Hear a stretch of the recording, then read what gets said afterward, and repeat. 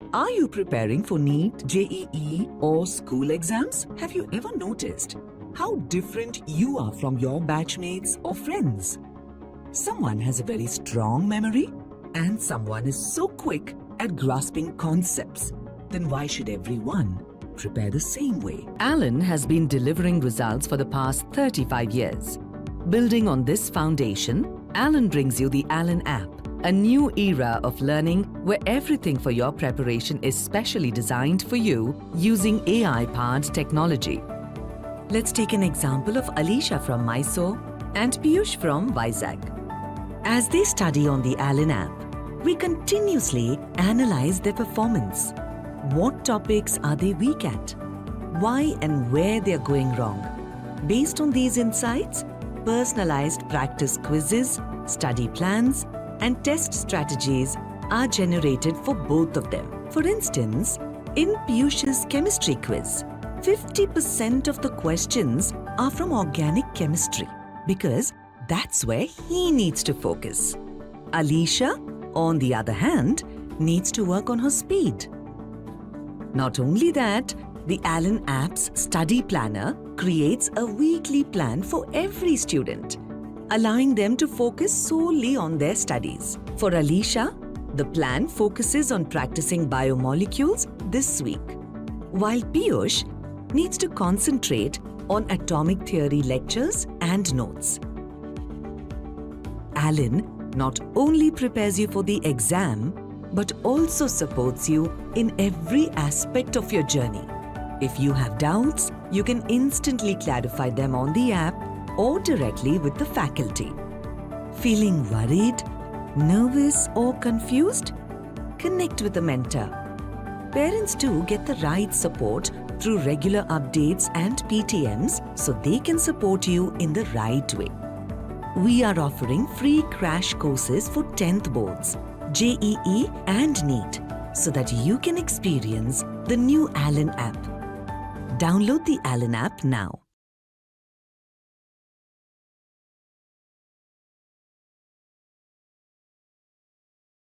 Whether I'm audible or not, just let me know. And a very warm welcome to the live session of Rapid Practice English Part 2. Yesterday evening you must have attended some grammar session in which you must have discussed good questions related to grammar which are related to your CBSE class 10th board, and you still have time to revise First Flight and Footprints Without Feet. And I am telling you for sure, after attending this session, your poetry section will be very clear and completely brushed up.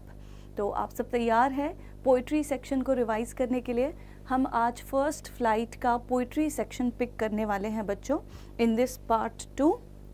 उसमें मैं आपके साथ कुछ important की points share करूँगी. उसके बाद हम डिस्कस करेंगे उसके पोइटिक डिवाइसेस.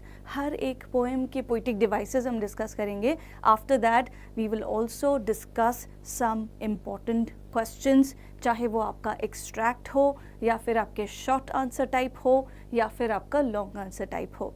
चलो ठीक है. All good Sushil, I am absolutely fine and I hope you all are also energetic to attend this session क्योंकि आपका पूरा पोइट्री सेक्शन कवर हो जाएगा.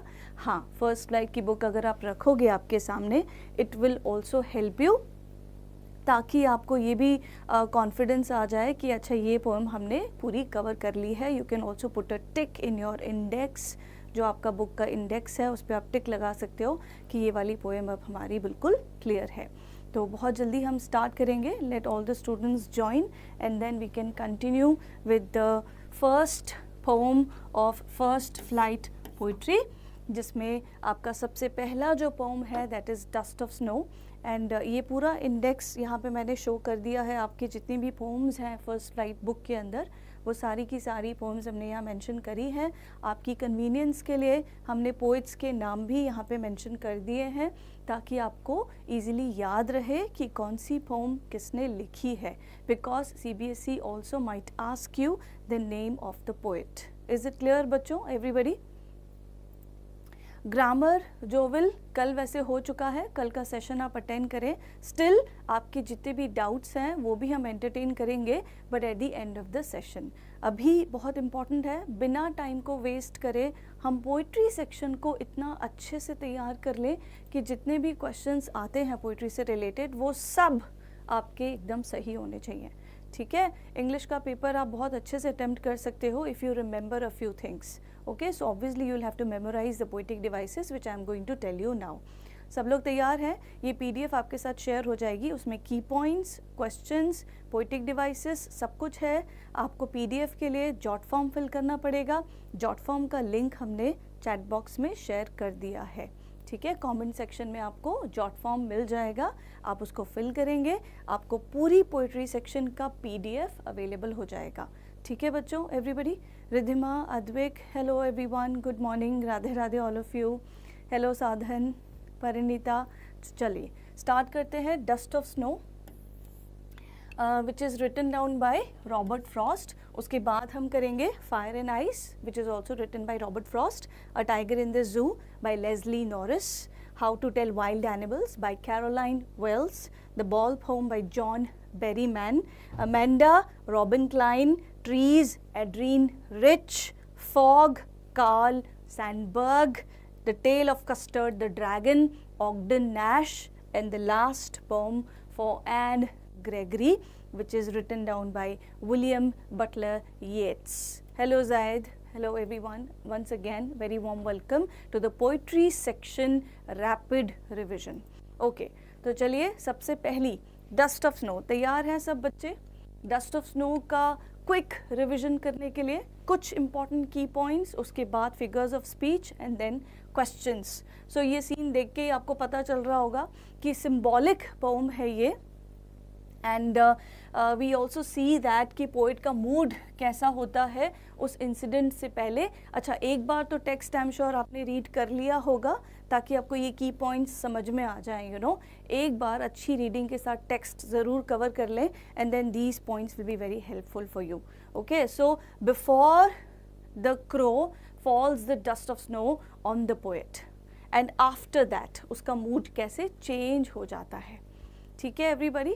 सो डिजेक्टेड यानी सैड, उसका मूड पहले बहुत ज़्यादा सैड होता है। Utter despair, gloomy, repentful and wasted time, उसका किसी भी काम में मन नहीं लगता। He was very guilty and he has suicidal thoughts, लेकिन जैसे ही वो इंसिडेंट होता है उस पोम के अंदर उसका मूड पूरा चेंज हो जाता है। That turns into hopeful, joyful, merriment, motivated and it saved time. Did you understand the contrast between the mood of the poet in Dust of Snow? तो ये जो words हैं इनको as it is memorize कर लेना बच्चों, ठीक है। So these are the negative words and these are the positive words. These shows pessimism and they show optimism. Is it clear everybody? Zaid, my name is Rakhi ma'am and I am an English faculty. So it's okay, you asked my name and I introduced myself so that you can connect with me throughout the session. अच्छा, आज शाम को हम prose section भी revise करेंगे first flight का, ओके। So also be ready for the same. First flight आज हम पूरी कवर कर लेंगे, ठीक है। Now let's move on. This poem dust of snow by the American poet Robert Frost is a simple and short poem yet with a deeper and larger meaning, ठीक है। ये जो सेंटेंसेस मैं आपको दे रही हूँ पीपीटी में ये इंपॉर्टेंट है, आपको आंसर लिखने में हेल्प करेंगे, okay. So there is a symbolic meaning to this poem in this 2 stanza poem. कितने स्टैंजाज हैं? 2 ही स्टैंजाज हैं। 2 stanza poem of 4 lines each. There are 4 lines in each stanza, ये याद रखनी है चीज़ें। Frost uses conventional rhyme scheme. कौन सी राइम स्कीम यूज़ करी गई है? A B C D is the rhyme scheme that has been used in Dust of Snow. Okay, so you please remember the poem has an ironical overtone. Ironical overtone क्या होता है? Irony का मतलब होता है जब आप कहते कुछ और हैं लेकिन आपका कहने का मतलब intention कुछ और होता है. That is called as irony. ठीक है. Crow has been a negative symbol. हमारी इंडियन माइथोलॉजी में हम क्रो को बहुत ज़्यादा वो नहीं मानते हैं, यू नो, अच्छा शकुन नहीं मानते अगर क्रो दिख जाता है. तो इसी तरीके से आयरॉनिकल है. Crow is a symbol of despair, sorrow, but इस पोम के अंदर वो एक सिंबल बन जाता है गुडनेस का. क्योंकि उसकी वजह से पोइट के मूड में कंप्लीट चेंज आ जाता है. Did you understand everybody? So the mood off the poet completely changes because of that small incident which is occurring because of crow. So you should remember that it has an ironical overtone. ये keywords important है, please mark कर लें.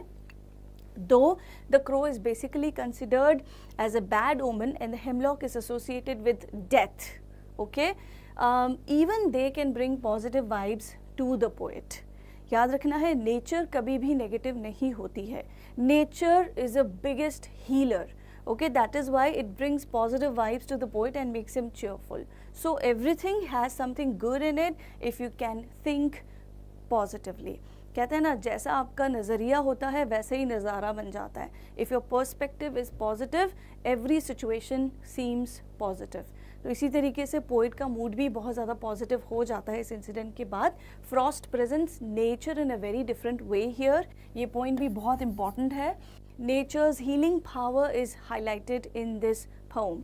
Everybody, Ruchi, it is going to be for 1.5 hours almost, because we are going to cover all the poems of First Flight. Okay, Ruchi? Yes, Riddhima. So, frost presents nature in a very different way here. Nature's healing power is highlighted in this poem. The poet wants to reiterate that everything in nature around us is beautiful and we have to accept whichever way nature chooses to bless us. ये था आपका dust of snow का summary and important की points. अगर आपको ये याद रह जाती हैं लाइंस, आपको कोई प्रॉब्लम नहीं आएगी क्वेश्चन को अटेम्प्ट करने में, कोई भी आंसर लिखने में related to dust of snow. आगे बढ़ें बच्चों, पोइटिक डिवाइसेस डिस्कस कर लें डस्ट ऑफ स्नो के. अगर आप सब रेडी हैं, so I can start with the figures of speech which are related to dust of snow. Figures of speech definitely are asked in your extract based questions. So you should know every figure of speech that has been used in every single poem. चलिए जल्दी से बता दीजिए comment section में if you all are ready to know the poetic devices related to dust of snow. Come on, just let me know. Okay. Thank you very much, Riddhima. So very actively you have been attending the session and that's great. You should remember that assonance has been used, the first poetic device, which is very, very important. Assonance hota kya hai? It is a repetition of vowel sounds, A, E, I, O, U in the same line. That is called as assonance. For example, shook down on me. The sound O has been repeated. Okay, so next is alliteration. It is a repetition of consonant sound. Zaid, it would be better if you try to understand in English, because the paper is of English. You have to write your answers in English. Okay, so try to understand what I am saying. So alliteration is the repetition of the consonant sound in the same line. Consonant A, E, I, O, U को छोड़ करके जितने भी sounds हैं यहाँ पे will be consonant in the alphabet. So has given my heart. H sound has been repeated. Saved some part. S sound has been repeated. Okay, so this is alliteration. Next, imagery. It is used to make readers perceive things. अच्छा, imagery होता क्या है? Imagery, whenever you read any sentence or any word, you are able to create a picture in your mind. Okay, so that imprint of that word which you read is called as imagery, and imagery has been used in which description when the poet talks about snowfall. Okay, so snowy winter day, there it has been imagery. The poet has given the visual description. ये word important है. Visual description is called as imagery, especially for snowy winter day. Symbolism, another very important figure of speech, that is symbolism. Use of symbols to signify ideas and qualities by giving them symbolic meaning different from their literal meaning. जैसे rose symbolize करता है love को, okay, white color symbolize करता है peace को, वैसे ही इस poem के अंदर symbolism use करा गया है. Crow initially symbolizes death, sorrow, despair, but later on this crow symbolizes joy and change in the mood of the poet, positive change in the mood of the poet. So that symbolism has been used here in this poem. The dust of snow that the crow shakes off is meant to represent joy and hope. The poet uses negative symbols such as crow and hemlock tree to convey the idea that we can find joy even in seemingly dark things. कितनी भी negative situation हो, लेकिन अगर आपका perspective positive है, अगर आपका mood positive है, then definitely you can make the best out of that situation. You can find joy even in a very negative situation. Next हम करेंगे enjambment, which is another important poetic device जो almost आपकी हर poem में enjambment use हो रहा है कहीं ना कहीं. Okay, so enjambment को अच्छे से समझ लें क्या होता है enjambment. It's a literary device in which a line of poetry, अच्छा देखो मैं ऐसे explain कर देती हूँ. enjambment क्या होता है, एक sentence को आप break करके multiple lines में use कर रहे हो, ठीक है. Means one sentence is getting completed into multiple lines without any punctuation. That is called as enjambment. Okay, so इसको run on lines भी कहा जाता है. It's a literary device in which a line of poetry carries its idea or thought over to the next line, okay, without a grammatical pause. This is called as enjambment. For example, the way the crow, shook down on me the dust of snow. पूरी की पूरी poem में क्या use हुआ है, enjambment use हुआ है. Very very important. समझ में आ रहा है बच्चों? Everybody, these are the poetic devices that are used in dust of snow. हम पहली poem पढ़ रहे हैं अभी, ठीक है. Synecdoche is also there. Synecdoche, very very important question can be asked from this synecdoche. होता क्या है? When you use part instead of whole, जैसे अगर हम कहें sail for ship, arms for soldiers, okay, hands for laborers. So these are the parts instead of whole that are being used. That is called as synecdoche. यहाँ पे poet की जगह हम use कर रहे हैं उसका heart. You see, has given my heart a change of mood. Poet का जो नज़रिया है वो पूरा change हो जाता है, उसका mood change हो जाता है. But हमने poet की जगह उसका part use किया है, that is heart. That is why it will be synecdoche. Is it clear, everybody? Next. Consonants. अच्छा ये भी बहुत important है. They can ask you the difference between alliteration and consonants. Alliteration का मतलब क्या था बच्चों? Initial consonant sound repeat होगा, लेकिन consonants में वो consonant sound कहीं पर भी repeat हो सकता है. This is the difference between alliteration and consonants. Consonants is a poetic device that usually involves consonants that sound similar being repeated within a word. देखा आपने? Not the beginning, but within, anywhere it can be used in a word, sentence or phrase. For example, day I had rude. तो सिर्फ beginning में ही नहीं बल्कि कहीं पर भी, at the end or in the middle of the word or the sentence, it also can be used. This is called as consonants. I hope the difference between alliteration and consonants is very very clear to you. Next, questions के लिए ready हो जाइए. आप बताएंगे क्या answer होगा इसका. Select the sentence in which the word shook is used in the similar manner as line 2 of the extract. So who will tell me the answer to this question? आपको पता लगाना है कि ये जो word है shook, ये किस तरीके से use करा गया है correctly in which of the sentences as per used in the second line. Can you tell me? Answer. A young boy climbed into the apple tree and shook the branches so that the fruit fell down. This is the first option. I shook with terror whenever I was about to fly in an aeroplane. His voice shook with emotion and she would have hated him to see how her hands shook. So, which one will be the correct answer? Already I have started receiving the answers. Okay, Utsav, very good, absolutely correct. There is someone from biology. He has written A. Option number A means option number 1, which is correct. Absolutely, this is the answer. You know why? क्योंकि branch का shake होना is referring to here in the second line. Branch का shake होना, बाकी सारी feelings है, emotions है, ये तीनों options में shook जो है वो nervousness को show कर रहा है. That is nervousness, which is not related to this line. Okay, here the movement has been represented. The movement has been represented, not nervousness. Okay, so first option is correct. Is this question clear, everybody? Next, What is synecdoche? Explained with reference to the given line. I hope you remember synecdoche. मैंने आपको बताया था इसकी definition क्या होती है. Has given my heart a change of mood. इस line में कौन से word पे synecdoche use हो रहा है? Can you please tell? What is synecdoche? Explained with reference to the given line. Which word in this line is using synecdoche? आपको definition ज़रूर पता होनी चाहिए. कैसे लिखना है इसका answer? Let me tell you.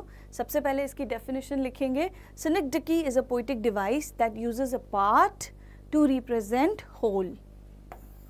It is used to emphasize how a small event can impact a person's emotions. The poet uses the word heart to represent his entire being, including his mind. So here synecdoche has been used in the word heart. Is it clear, everybody? Yes, very good, Ridhima. Exactly. Sukshima, correct. Zed. The rhyme scheme of the given lines is, do you remember in the beginning of the video, I mean the dust of snow, I told you the rhyme scheme also. जल्दी से बता दें. A B C D C D as it is आपको याद रखना है. A B C D C D. अगर पूरी पोम की rhyme scheme पूछते हैं तो, अगर फर्स्ट स्टैंजा की पूछते हैं तो A B, सेकेंड स्टैंजा की पूछते हैं तो C D. This will be the rhyme scheme. इसको याद रखना है. Next, rationalise what you think the poet was probably. देखो हमने पैटर्न बिल्कुल आपके एग्जाम का ही लिया है. There will be 4 questions. Okay, gap fill होगा आपका. एक 40 मार्क्स का एक क्वेश्चन होगा एक्सट्रैक्ट में से, एक ऑब्जेक्टिव होगा और एक वन लाइनर होगा. उसी पैटर्न में हमने क्वेश्चंस लिए extract wise. Rationalise what you think the poet was probably doing when the dust of snow fell on him. From the context, ये अंडरस्टैंड करें इसको कैसे लिखना है. Please remember okay how to attempt this question, ताकि हमें पूरे 2 में से 2 मार्क्स इसमें मिल जाएं. So from the context and the depressed mood of the poem, we can make out that the poet was sad. He was taking a walk or was just standing near the hemlock tree, regretting something before the dust of snow fell on him. इस तरीके से आपको ये attempt करना है for 2 marks. Okay, next.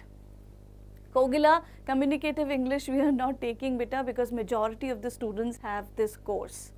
First flight and footprints without feet. Okay, but you can check the recordings of communicative English from LN Digital.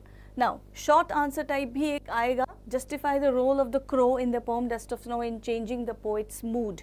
तो ये कहेंगे justify करो. You know, maybe this kind of question occurs. So I think the way snow dust was shaken off changed his mood. Perhaps it gave the poet inspiration or idea to behave in the same manner. That is, shake off his depressive thoughts and revive his cheerful mood. तो ये जो terminology है वो आपको याद रखनी है. From depressive thoughts to cheerful mood. Okay, everybody. Now, long answer type भी एक लिया है. Our attitude towards the situation evokes both positive and negative responses. Analyze this with reference to the poem Dust of Snow to bring out the inherent valuable lesson. ये question बहुत important है. And the answer, how to write a long answer type question. That also you should know. Whatever situation life throws at us, it evokes both positive and negative responses. The poet in the poem Dust of Snow was in a sorrowful mood. However, when a crow shook down the dust of snow on him, his bitter mood changed into a more optimistic one. Now, being in a sorrowful or bad mood already, the poet could have got angry at the crow also, na? But he did not get angry on the crow. Okay. However, the dust of snow becomes a positive medium of change for him. It made him cheerful to some extent and helped him forget his sadness at least for a few moments. Now, conclude कैसे करना है? Thus, we see that instead of seeing the negative aspect of a happening, one should see the positive aspect, and one's response may greatly affect the outcome of incidents.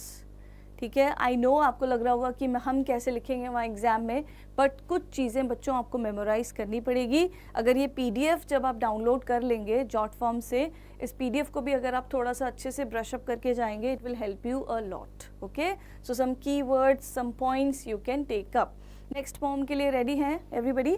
Fire and ice. Dust of snow is completed. Okay, this poem Fire and Ice is also written down by Robert Frost. जल्दी से बता दीजिए comment section में. If you are satisfied with dust of snow, if you have any query, then also you can ask.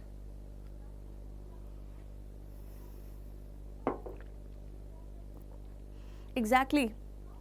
Ridhima, that is also correct. Crow works as a catalyst here to change poet's mood. That also you can pen down in your answer. Rhyme scheme, to, as per the words it will be used, na Zaid? You should know which word creates which rhyme. Accordingly, you have to supply the alphabet to the rhyme scheme. Ridhima, what did you ask, beta? I told you, Ridhima, that yes, this will also work, Ridhima. ठीक है, चलिए next. Samriddhi is asking me something important. Let me read it for you. Long answer type questions can be written in points. No, Samriddhi. You have to use the paragraph, different paragraph. Here we used bullets. There you have to use the different paragraph. Okay, so your long answer time. ये गलती बहुत सारे बच्चे करते हैं. एक ही paragraph के अंदर पूरा long answer type answer लिख देते हैं. Please don't do this. Divide your long answer in 2 or 3 paragraphs. Is it clear, everybody? Yes, Ridhima. So, Fire and Ice is a short poem which is very meaningful. अच्छा, symbolism Robert Frost से बहुत ज़्यादा जुड़ा हुआ है. You should know कि fire और ice भी यहाँ पे symbols हैं. Okay, so it has a very serious context with respect to the fate of the world. Fate of the world, ये important है. Fate of the world. The author is analyzing about the end of the world. It is for sure that this world with all its creatures will be coming to an end. तो ऐसा उन्होंने बताया है कि कभी न कभी this earth is going to be destroyed. जैसे हमने काफ़ी movies भी देखी हैं, उसमें prediction होता है, forecast होता है. ऐसी movies में दिखाया गया है कि ये जो पूरी earth है, this will be destroyed because of some big tsunami or something. Okay so या फिर कोई गैलेक्सी से कुछ आएगा और वो पूरी की पूरी अर्थ को डिस्ट्रॉय कर देगा. ऐसे बहुत सारे हमने फोर टेलिंग्स सुनी है साइंटिस्ट्स के थ्रू. इसी तरीके से पोइट ने कहा है कि ये जो फायर एंड आइस है वो काफ़ी डिस्ट्रक्टिव है. Frost says that there is never ending debate. कभी ना ख़त्म होने वाली डिबेट है कि ये वर्ल्ड किससे एंड होगा. Will it and because of fire और ice? For which one of the two, fire or ice, will probably become the possible reason for the destruction of this entire world and humanity. सब destroy हो जाएगा एक दिन. This can also be understood from a scientific meaning, whereby the scientists analyzed the 2 reasons for the destruction. वो कहते हैं ना, some say the world will end in fire, some say the world will end in ice. ये some कौन है? ये some scientists हैं. You know? These are the scientists, whereby the scientists analyzed the 2 reasons for the destruction of the world is either the fiery core or the ice age. Okay? Now, ये कुछ important points हैं, आपको याद होना चाहिए thoroughly, बिल्कुल finger tips पे, कि fire किस किस को symbolize करता है. Fire symbolizes cruelty, domination, greed, lust, avarice, selfishness, unending desires. And ice symbolizes hatred, ruthlessness, insensitivity, indifference, rigidity, jealousy, coldness. दोनों मिलकर के दोनों ही sufficient है किसके लिए? Destruction के लिए. Did you understand this? Very important. Okay, fire symbolizes all these emotions, negative emotions, and ice symbolizes these negative emotions which can cause destruction. Now, the poetic devices which are used in fire and ice. The first poetic device is assonance again. Assonance तो आपको बहुत frequently देखने को मिलेगा. Repetition of vowel sound. ठीक है? I hold with those who favor fire. O sound has been repeated. Assonance. Next, alliteration has been used. F sound in favor fire. This is called as alliteration. Imagery again has been used to make the readers perceive things involving their 5 senses. ठीक है, दिमाग में एक image imprint हो जाती है. That is called as imagery, using the 5 senses when you read something. Okay, some say the world will end in fire to say that for destruction, ice is also great. So fire and ice, they both create imagery. Anaphora बहुत important है, ये नया होगा शायद आपके लिए. Anaphora means what? Repetition of the word in the beginning of the lines. Okay, repetition of the word in the beginning of the lines. For example, some say the world will end in fire, some say in ice. So line के beginning में जो repetition हो रहा है words का, that is called as anaphora. A-N-A-P-H-O-R-A. This is very important.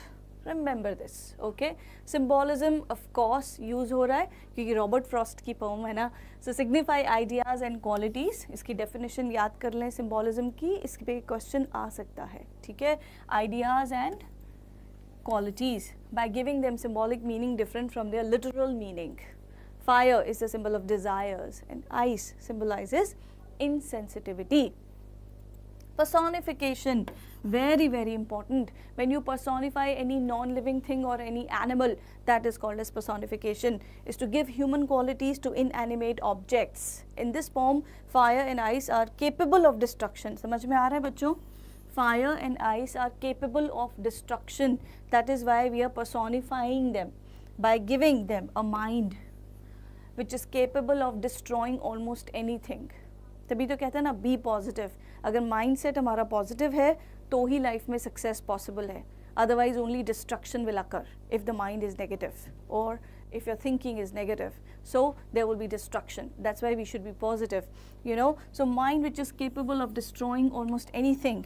From what I have tasted of desire, I hold with those who favor fire. ठीक है, this is personification. Next, questions के लिए ready हैं बच्चों? This is the first question. Extract लिया है हमने किसका? फायर एंड आइस का. बहुत अच्छा क्वेश्चन है ये किसी सैम्पल पेपर में भी यूज़ हुआ है, right?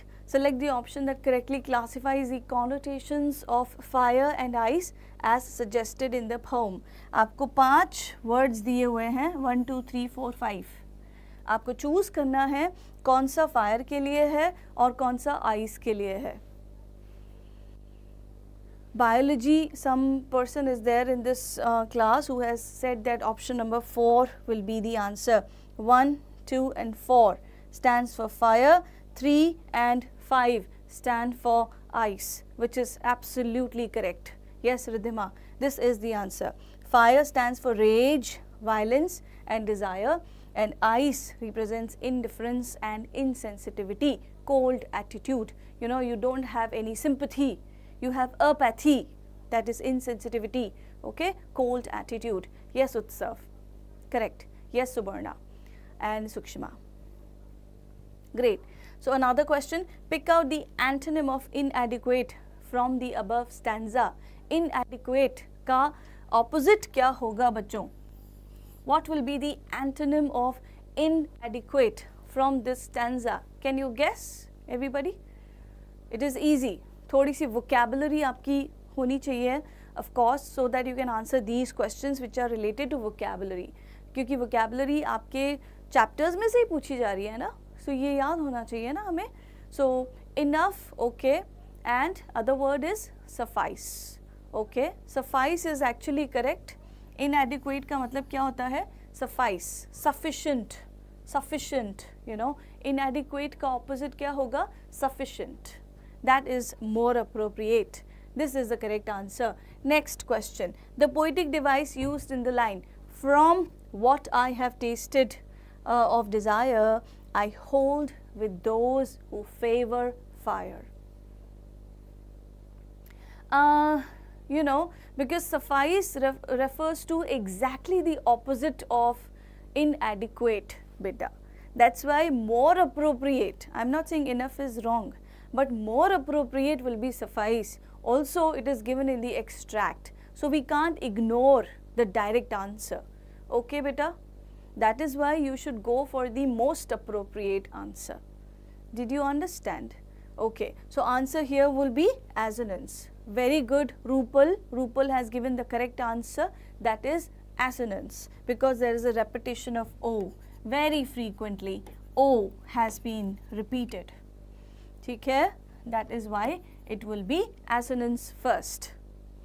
All right. Yeah, but what I said, that's the most appropriate, beta. Suffice you can't ignore. Suffice is directly the opposite of inadequate. Okay?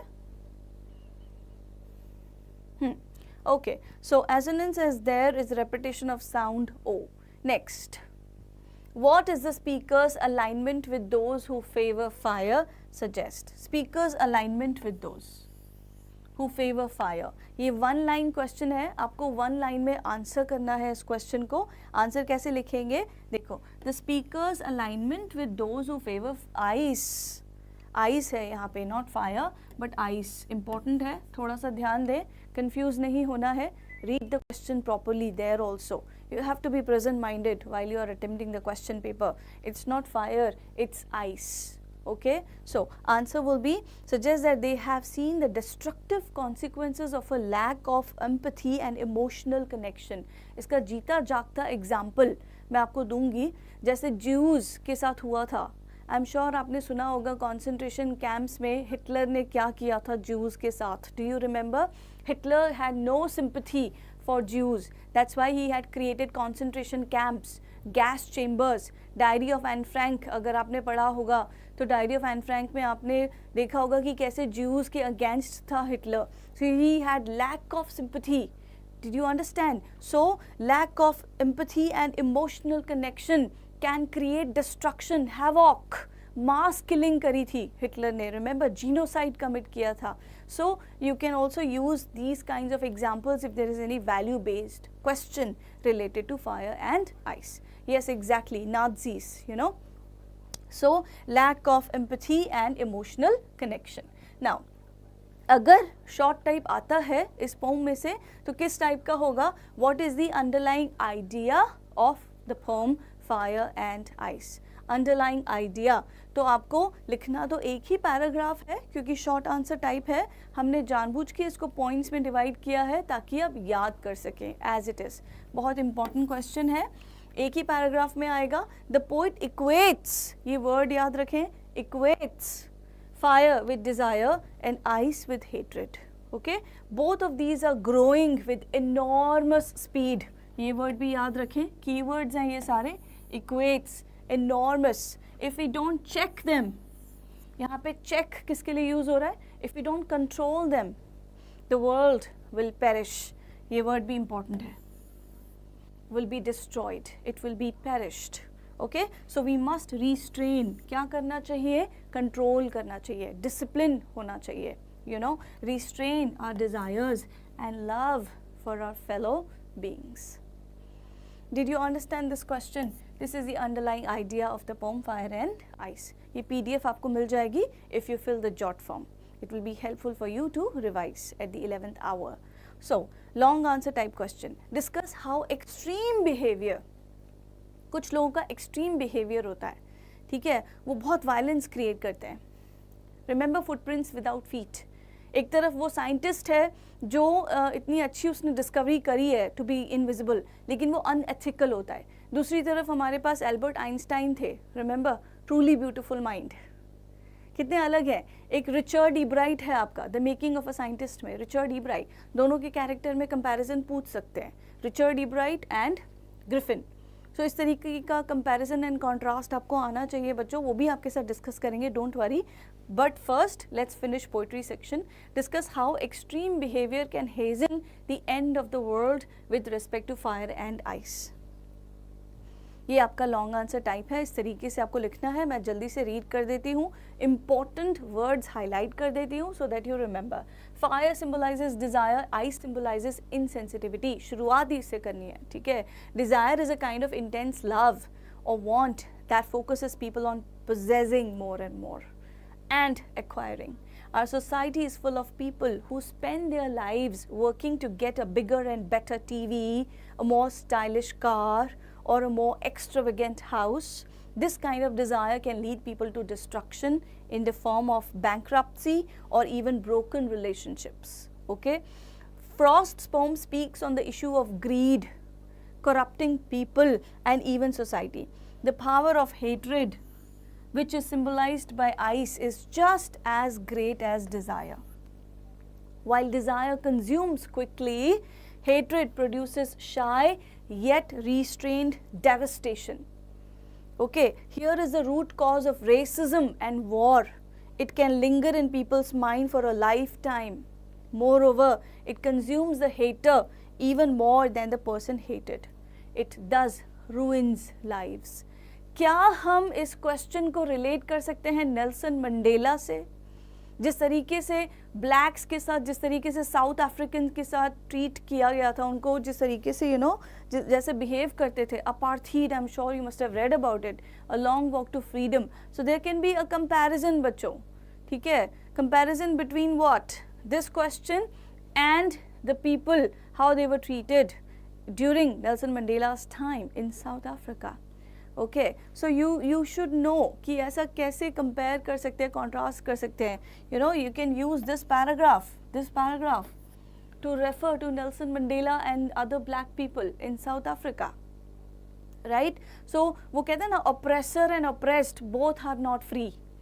कहते हैं कि नहीं, oppressor and oppressed both are not free. Oppressor is insecure कि अगर मैं इनको इतनी freedom दूंगा तो ये मेरे ही सिर पे चढ़ के बैठ जाएंगे. रिमेंबर, इसीलिए ऑप्रेसर ज़्यादा इनसिक्योर होता है ऑप्रेस्ड से, वो ये कहना चाह रहे हैं. Similarly this idea is given in this particular question also. Did you understand? Next we have a tiger in the zoo. 2 poems हमने कवर कर ली है, बहुत जल्दी कर रहे हैं हम. I hope that we will be able to finish it by maximum by 1 or 1:30 हो जाएगा ख़त्म. ट्राई करते हैं, थोड़ा और जल्दी कर लेंगे. अ टाइगर इन द जू, रेडी है सब? टाइगर इन द जू के लिए बहुत इंपॉर्टेंट पोम है. इस पे जो क्वेश्चंस बनते हैं वो कैप्टिविटी, ये कैप्टिविटी जो थीम है, this is used in almost very many poems, I must say, in your poetry section. तो कैप्टिविटी वाली जो थीम है वो डिस्कस करेंगे. A tiger in the zoo. Yes Riddhima, absolutely. So hides in shadow to hunt the plump deer. Tiger कैसा होता है natural habitat में, ये इंपॉर्टेंट है, पॉइंट्स पता होना चाहिए. क्या क्या कर सकता है tiger when he is in his natural habitat, when he is in a forest, when he is in a jungle.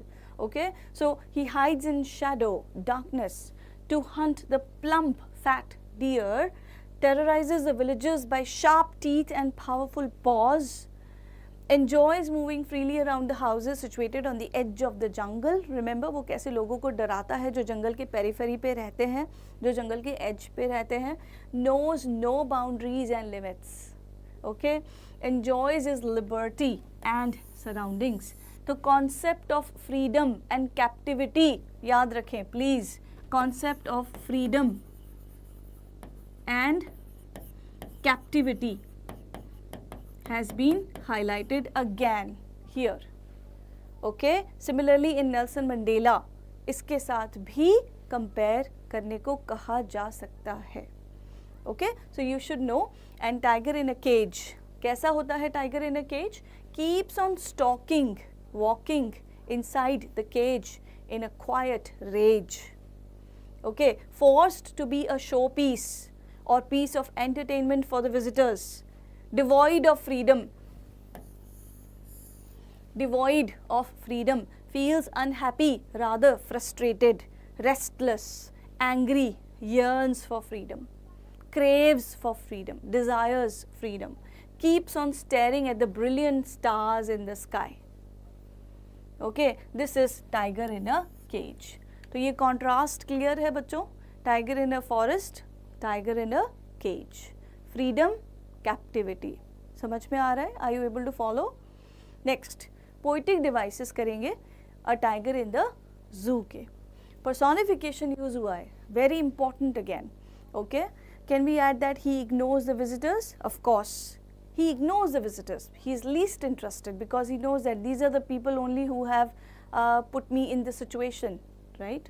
So personification is a literary device where animals, plants or even inanimate objects are given human qualities. Example, he use करा है, he.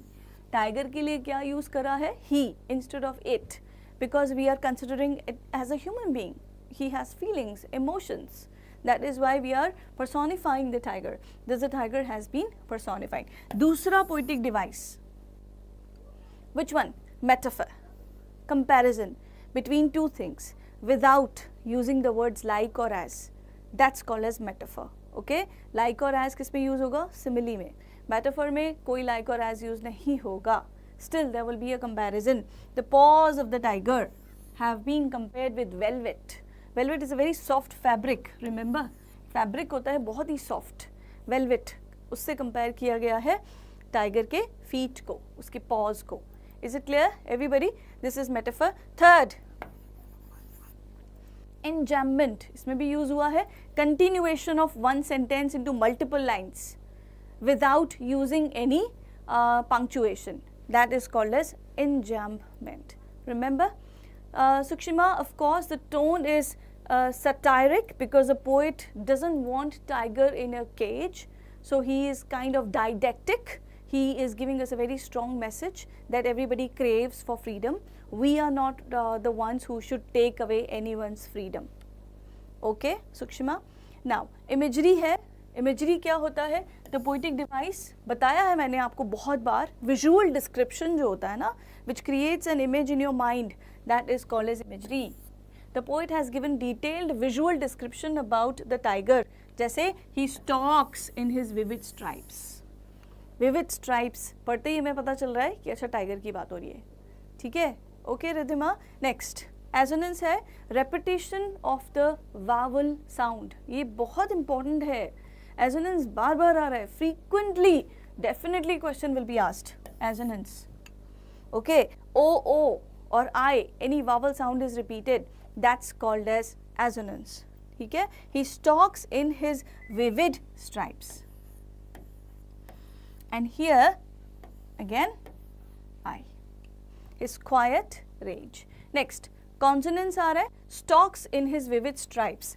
S sound has been used. Anywhere in the word, not only in the beginning, but anywhere. Rupal has written something here.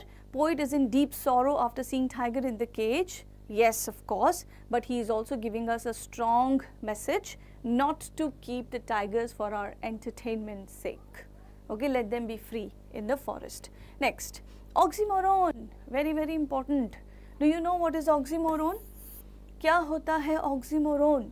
जब opposite words use होते हैं एक साथ, ठीक है? Words with opposite meaning, जैसे quiet भी है और angry भी है. Quiet rage, यहाँ पे क्या use हो रहा है बच्चों? Oxymoron. When two contradictory ideas, opposite ideas are used to create poetic effect. Very important. ठीक है, अच्छे से लर्न कर लेना ऑक्सीमोरोन क्या होता है. एग्जाम्पल भी पता होना चाहिए. Quiet rage, this is oxymoron.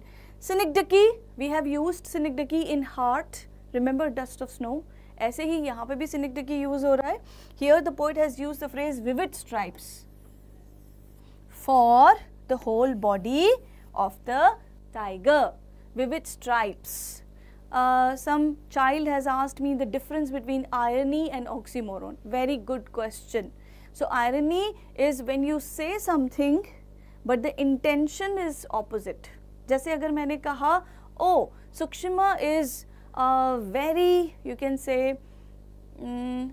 उल्टा कहते हैं, you know, मैं किसी को वो नहीं करना चाहती, humiliate नहीं करना चाहती, but this is just an example. Sukshima is very inactive in the class, you know.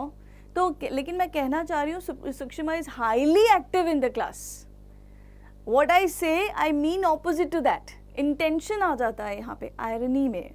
जैसे एक और आयरनी का एग्जांपल दूंगी मैं. सिचुएशनल आयरनी होती है.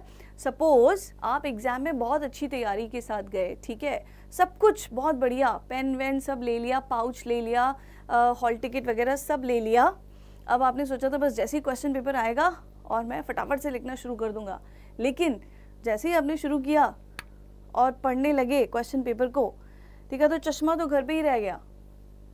You can't read the question paper because your specs is at home. Did you understand? This is called a situational irony. आप बहुत तैयारी के साथ आए बट सिचुएशन ने आपके साथ गेम प्ले किया और आपका कहीं ना कहीं थोड़ा सा नुकसान हो गया. That is situational irony. Did you understand? Similarly verbal irony भी होती है, जो आप कहते हो लेकिन आपका कहने का मतलब कुछ और है. जैसे Brutus is an honourable man, जबकि ब्रूटस बिल्कुल भी ऑनरेबल नहीं था. In Julius Caesar Remember, I hope irony is clear. Oxymoron, the words are opposite. आपके सामने है words, intention कहीं नहीं है, सीधा words है, opposite है. That is called as oxymoron. Is it clear? Like quiet rage is oxymoron. Synecdoche, vivid stripes, पूरी body के लिए use हो रहा है. Ironic situation in a letter to God also. Absolutely correct. वो सोचता है बहुत अच्छी बारिश होगी, मेरी फसल बहुत अच्छी होगी, बहुत पैसे मिलेंगे, बहुत अच्छा होगा सब कुछ, लेकिन क्या होता है, सब कुछ बर्बाद हो जाता है. Situational irony in a letter to God. और वही बंदा जिसने हेल्प करी थी उसको, वो उसके सामने नेगेटिव हो जाता है. Remember, this is also irony. The postmaster, remember, he helps him, but Lencho insults him, he ridicules him, he complains about him to God. This is also irony. Next. Now, this is an extract based question. These stanzas bring out the contrast between what? Zoos and cities, strength and weakness, freedom and captivity, visitors and patrolling cars. Yes, Utsav, Horace Danby also. How can we forget him? Right. So, answer is freedom and captivity. Great. Next. The tiger's brilliant eyes reveal that. Jaldi jaldi bataएं. He blank what?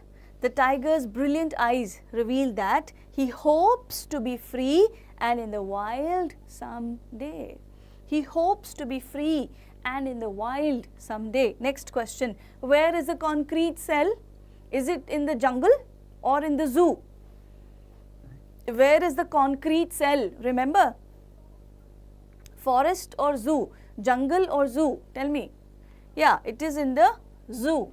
Next, why does the tiger ignore the visitors? Why does the tiger ignore the visitors? Because he believes that none of them empathizes with him. Nobody is trying to set him free. His strength and powers are of no use as he is in the cage. That's why he doesn't give a single look at the visitors who were staring at him. Because he knows that these are not the people who are going to set me free. So मैं उनकी तरफ देखूं भी क्यों जब ये मेरी help नहीं करने वाले हैं तो, you know. So why does the tiger ignore the visitors? This is how you have to write. Next, short answer type. Where should the tiger have been according to the poet? बहुत important question है. कहाँ होना चाहिए tiger को? According to the poet, he should have been in the jungle, of course.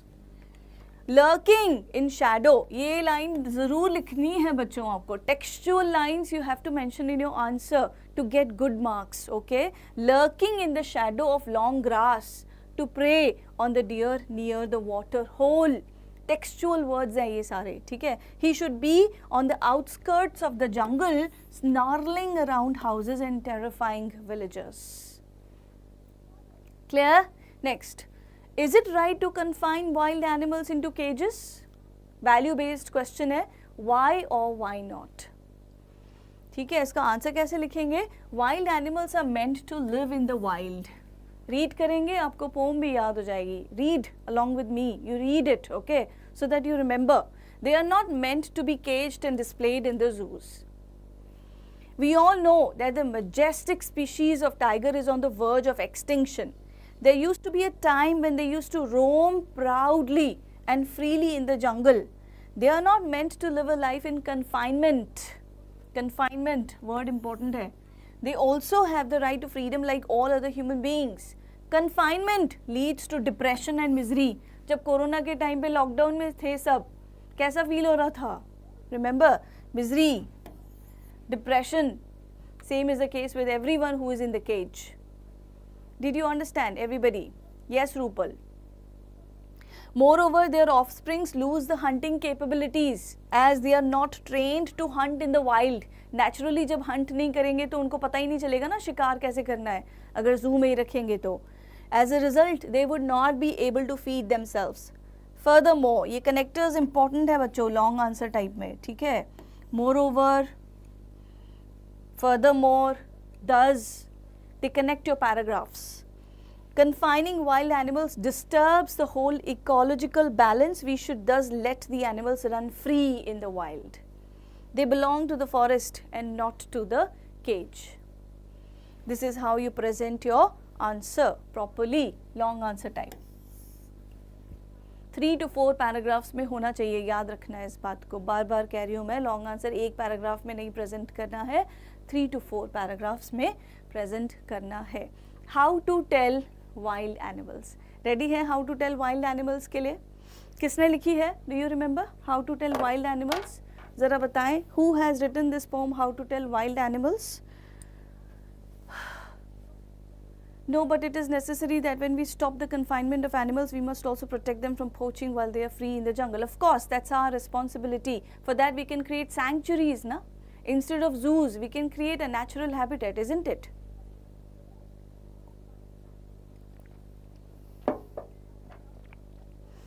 How to tell wild animals. ठीक है, चलिए start करते हैं. Unusual way to identify animals. ये पूरी पोएम की समरी आपके सामने आ गई. कौन कौन से एनिमल्स यूज करे हैं इन्होंने पोएम के अंदर, वो सब आ गया सीक्वेंस में. Very good Subarna, it's Carolyn Wells. Arabella correct, Ridhima correct. Carolyn Wells is the name of the poet. याद होना चाहिए, ओके? जिनको याद नहीं है please remember, Carolyn Wells is the name of the poet. सबसे पहले इन्होंने बात करी है एशियन लायन की.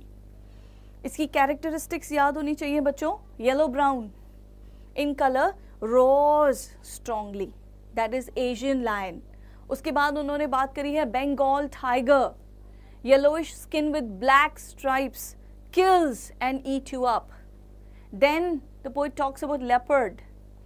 Skin with spots on it, so fast and will leap on you again and again. Lep and lep again. Remember, that is for leopard. Bear, a creature which hugs you tightly. That's bear. Chameleon, like a lizard, but doesn't have ears and wing. Okay? Crocodiles, always in tears. And last animal in how to tell wild animals is हाइना. हाइना ऐसा लगता है जैसे वो smile कर रहा हो. जब वो शिकार करने से पहले उसका जब आप फेस देखोगे ऐसा लगेगा वो स्माइल कर रहा है. So hyena, smiling animal. These characteristics you should remember. Again I repeat, this PDF you will get when you fill the jot form which is available in the comment section. Okay, चलिए start करते हैं with some key points of how to tell wild animals. In this poem, the poet describes beautifully the various wild animals in a different and very humorous way. Humor बहुत important है इस poem के लिए बच्चों. The poet suggests some dangerous ways of identifying wild animals. The suggested ways create humor. जिस तरीके से उन्होंने तरीके बताए हैं wild animals को identify करने के, वो अपने आप में full of humor है. Humor, हंसी आती है हमें जब हम ये रीड करते हैं तो. So firstly, she describes the Asiatic lion. If it roars terribly loud, it can terrify you to death. And if you meet such a powerful animal, you must be sure that he is the Asian lion. Next, secondly, she talks about the Bengal tiger. It is a noble wild beast. Noble word use करा है. Noble किसके लिए? Bengal tiger. Remember this, noble. It has black stripes all over his yellowish hide. Hide क्या है? Skin. The moment you see him, he will not spare but eat you at once. This is Bengal tiger. Next is leopard. She describes a leopard. His skin, hide, is covered with spots. There is no escape from him. Even if you cry in pain, he will continue pouncing on you and eat you to death. That's leopard. Next, further she tells about a bear. If you come across a bear, it hugs you very hard. His hug is not friendly though, and he may press you so hard that his hug may bring you to death. It suffocates you to death. That's bear. An inexperienced person, naive person, can't distinguish a hyena from a crocodile. याद आया? वो कहती है कि एक जो inexperienced person है उनको पता भी नहीं चलेगा कि ये hyena या crocodile है. लेकिन मैं आपको बताती हूँ कैसे आइडेंटिफाई करना है क्रोकोडाइल को. Crocodiles have very deceptive appearances. Hyenas smile merrily before attacking and killing their victims. Crocodiles pretend to be weeping. इनकी आंखों में आंसू होते हैं. Before attacking and killing, weeping before pouncing upon their prey and killing them. ये तरीका है crocodiles को identify करने का. Chameleon is a small animal like a lizard. It has no ears at all. Neither has it single wing. If you see such a creature on tree, then you are seeing a chameleon. Yes, Subarna. Noble wild beast is oxymoron. Wild and noble, they both are used together. Subarna. Very good. That is oxymoron, just like quiet rage. Wonderful. Next, poetic devices. Personification. Personification is what? Is a literary device where animals, plants, or even inanimate objects are given human qualities. Okay? The poet has used he instead of it for the animal. Did you get it? So, personification. Next, allusion. Very important. Please pay attention. Allusion. It is a literary device that refers to a famous thing.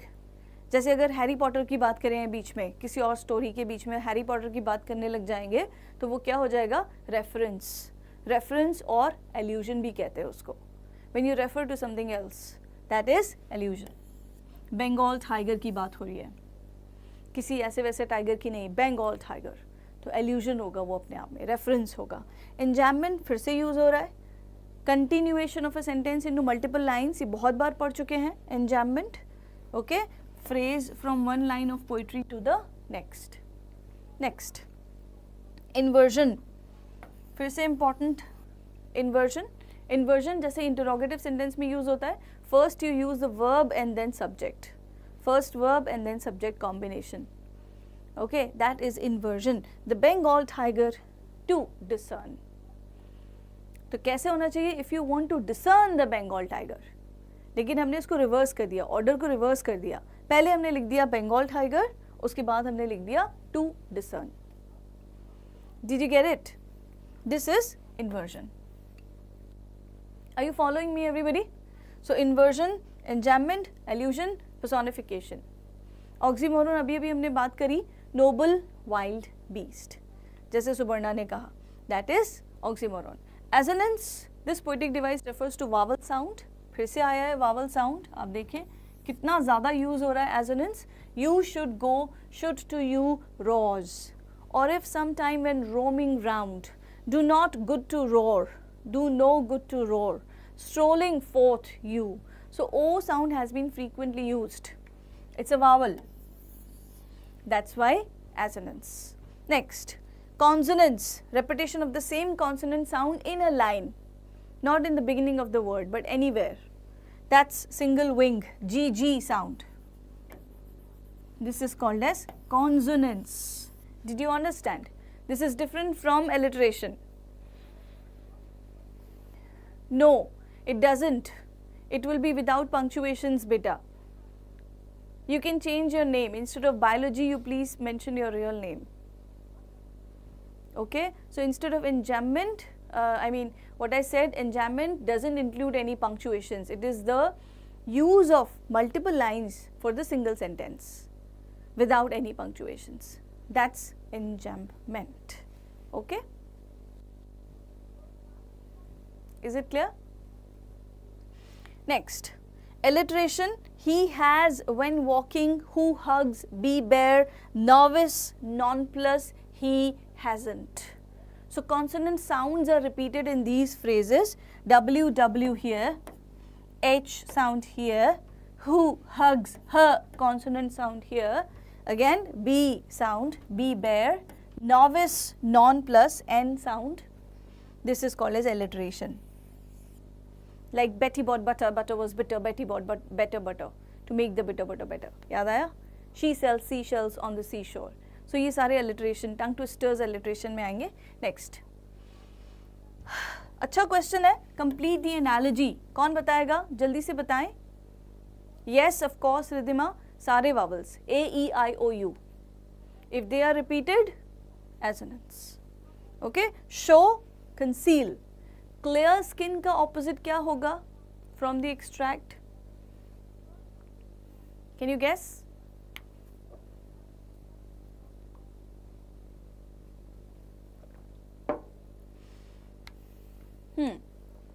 So it will be peppered skin.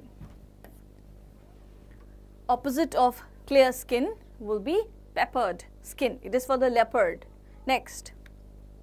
Given below are 4 examples of activities that Myra does. It is a good question, right? Choose the option that correctly demonstrates strolling. Strolling. क्या होगा answer? Myra runs with a great speed after being chased by a dog. क्या ये strolling होगी? Myra walks in the garden relaxing while listening to his favorite song. क्या ये strolling है? Myra skids sharply on the icy skate rink. क्या ये strolling है? Myra rushes to switch off the water pump in the backyard. या फिर ये आपका क्या है? Strolling. Which option is strolling here? Is it A, B, C or D? I mean 1, 2, 3 or 4. कौन बताएगा? जल्दी जल्दी बताएं. So that we can complete poetry section quickly. मज़ा आ रहा है सबको रिविजन करने में? By the way, are you able to understand? Are you able to brush up all the topics right from the beginning in poetry section? I don't think इसके बाद आपको poetry में कुछ भी करने की ज़रूरत है because we have covered almost everything. ठीक है? Yes, answer is option number 2. Very good. Subarna, Ridhima and the person with biology. Peppered was correct for that. Okay, Samriddhi, आपके answers मुझे थोड़े से late मिल रहे हैं. I don't know why, but it's okay. Maybe some internet glitch. Fine. So option number 2. Explain poetic license. Very important. क्या होता है poetic license? Poets को freedom होती है. Poets को license दिया हुआ होता है. जैसे हमारे पास driving license होता है, वैसे poets के पास license होता है कि वो words की spelling को change कर सकते हैं. ठीक है? To create rhyme. That's called as poetic license. Poetic license is the freedom for writers and poets to break from conventional rules to achieve a desired effect. The poet has employed poetic license in heal only, lep and lep again. Lep का real spelling क्या होता है? L-E-A-P, leap होता है. पर leap की जगह lep कर दिया इन्होंने, means he is taking license. Okay, the poet has employed poetic license in this, which not only maintains the rhyme scheme, but also creates a humorous effect in the poem. Important. Did you get it? Next. Why won't it do any good to roar with pain? क्यों फायदा नहीं है रोने का, चिल्लाने का? जब आप किसी वाइल्ड एनिमल को देखोगे, ऑब्वियसली वो इतना टाइम ही नहीं देगा आपको. ठीक है? A leopard's grip is the toughest one. एक बार आप leopard के चंगुल में आ गए, one can't do anything under the grip of that beast. That's why there is no good to roar with pain. Short answer कैसे attempt करेंगे? What is the theme of the poem? How to tell wild animals? ये अच्छा question है. Again important. हमने questions अच्छे ही लिए हैं सारे. PDF एक बार revise कर लोगे, you will be thorough with the revision of first flight poetry. Did you understand? शाम को करेंगे prose. ठीक है? So theme of the poem is to create humor. The poet creates humor by suggesting dangerous ways of identifying wild animals. You can identify most of the beasts while they are attacking you. Okay, instead of shouting for help or trying to protect yourself, you are busy identifying the attacker. So this idea creates humor. Basically ये आपको guide कर रहे हैं poet और आपको guard भी कर रहे हैं कि मत जाओ ना wild animals के पास. क्यों इतने adventurous बनते हो? Wild animals को जंगल तक ही limited रहने दो. Why do human beings encroach the place of the wild animals? Okay, that is why the poet has written this poem. Long answer कैसा आएगा बच्चों? Very very important again. ठीक है? Value based ही होगा अगर poetry में से तो आएगा तो. Humor is the best medicine for every ailment in life. हंसना किसको पसंद नहीं है? सारी बीमारियाँ दूर हो जाती हैं if you are happy. तो अच्छा अच्छा पढ़ो, हंसते रहो, मज़े से रहो, you know. So you are happy and successful. Ailment क्या होता है? Disease. Ailment means disease. Humor is infectious. एक जना अगर जोर जोर से हंसने लग जाता है तो हम सब उसको देखने लग जाते हैं और हम भी हंसने लग जाते हैं. गार्डन में देखा होगा आपने, कोई ग्रुप जोर जोर से हंसता है. लाफ्टर थेरेपी कहते हैं इसको. Laughter therapy.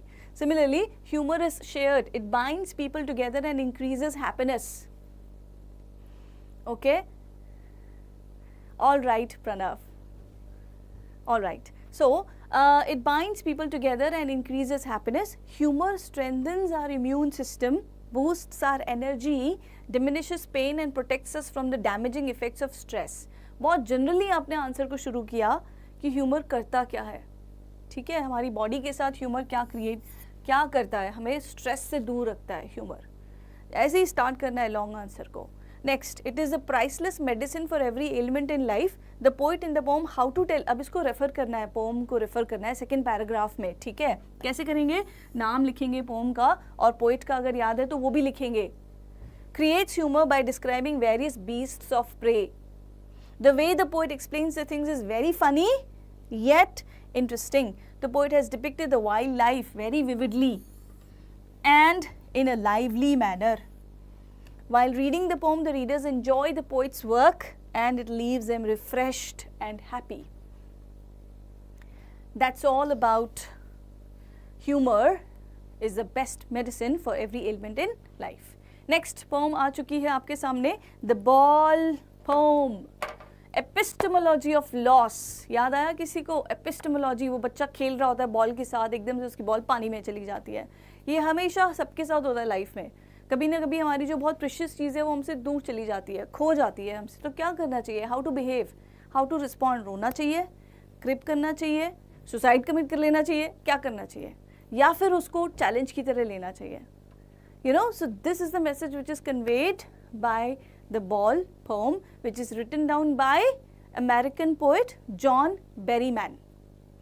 Poet का नाम थॉरो होना चाहिए। John Berryman is the name of the poet who has written The Ball Poem.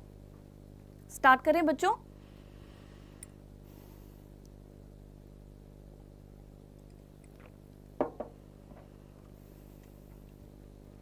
Okay. ये कुछ की पॉइंट्स है, ये पीडीएफ आपको मिल जाएगी if you fill the jot form. क्या क्या यूज करा है? सबसे पहले कैरेक्टर्स कौन है पोएम के अंदर? There is a young boy who has lost his ball. Setting क्या है पोएम की? पानी है आसपास, हार्बर, जहाँ पे बोट्स और शिप्स पार्क करी जाती है, that's harbour. Harbour is a water body. The street where the boy is playing and the water. What is the central idea? Once we lose a thing, person, we know their importance. कोई भी चीज़ की value तभी समझ में आती है जब वो हमसे छीन ली जाती है, ठीक है। मॉरल क्या है? Stand up again after the loss. जब गिरते हैं तो गिरे ही नहीं रहना है, वापस उठना है, खड़े होना है। Again we have to restart. वो 12th फेल मूवी देखी होगी ना आपने, उसमें कहते हैं ना restart. So we have to restart. That is the message of the poem, The Ball Poem. Conflict क्या है? Money is external. सारी खुशियाँ पैसे से नहीं है. This has been also highlighted. Money is external. Money cannot buy everything. You cannot buy love. You cannot buy relationships with money. Okay. So this is the conflict which has been used in the Ball Poem. Poetic devices कर लेते हैं जल्दी से. Anaphora use हो रहा है. Very very important. Again, what, merrily, merrily. Initial words are repeated. That is called as anaphora. याद रखना है, बहुत important है. Next, assonance फिर से आ गया. हर poem के अंदर assonance आ ही जा रहा है. Means very important, right? Repetition of vowel is called as assonance. So boy, now, who, lost, O sound. Right? Then imagery. फिर से आ गया imagery. Visual description. ये words याद रखना है. Imagery means what? Visual description. Merrily bouncing. The ball is bouncing merrily. The boy is actually happy, not the ball. The boy is happy while playing with the ball. Okay. So merrily bouncing is imagery. Ball का नाम लेते ही दिमाग में ball आ जाती है कि नहीं? Ball के साथ सबने खेला है कभी ना कभी लाइफ में. कभी क्रिकेट बॉल के साथ, कभी बास्केटबॉल के साथ, कभी नॉर्मल बॉल के साथ, कभी पिंग पोंग बॉल के साथ. Yes or no? No, we cannot buy self-respect with money at all. Self-respect only comes with your behavior, with your attitude. Subarna has asked me something in sample paper question. Types of imagery were asked. Could you explain the types in brief? Yes, I will do, Subarna. Okay, so we will discuss about imagery also. First, you finish this. Repetition is what? When the word is repeated. Okay, when the word is repeated. Like what? पूरा word repeat हो रहा है, sound नहीं. Word repeat होना मतलब repetition. अच्छा, beginning में नहीं, वो कहीं पे भी रिपीट हो सकता है. बिगिनिंग में अगर रिपीट हो रहा है तो anaphora. Don't get confused between anaphora and repetition. Two figures of speech. Anaphora is the beginning word repeated. Repetition, the word can be repeated anywhere, just like alliteration and consonants. Did you understand? Everybody. So, repetition is the word repeated. Personification is a literary device in which we consider any animal or non-living thing as if it is a person or a human being. That is personification. जैसे merrily bouncing for the ball. Right? Ball के लिए use कर रहे हैं, जबकि human beings की quality है खुश होना, to be merry, to be happy. So that is personification. Asyndeton. ये क्या है? ये कुछ नया है. Asyndeton is something new, you know.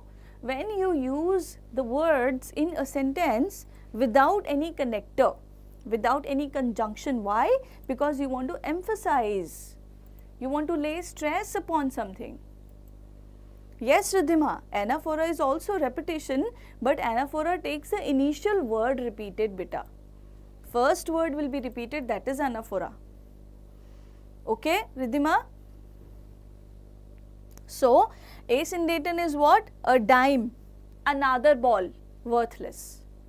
तो पोइट ने कोई हेल्पिंग वर्ब, कोई कॉमा, कुछ नहीं, कॉमा तो यूज करा है बट कोई हेल्पिंग वर्ब, कोई कंजंक्शन नहीं यूज करी, because he wants to highlight the words dime, worthless, another ball. That is why it will be called as asyndeton. याद रहेगा सबको? Everybody? So alliteration buys the ball back. B sound is repeated. Initial consonant sound is repeated.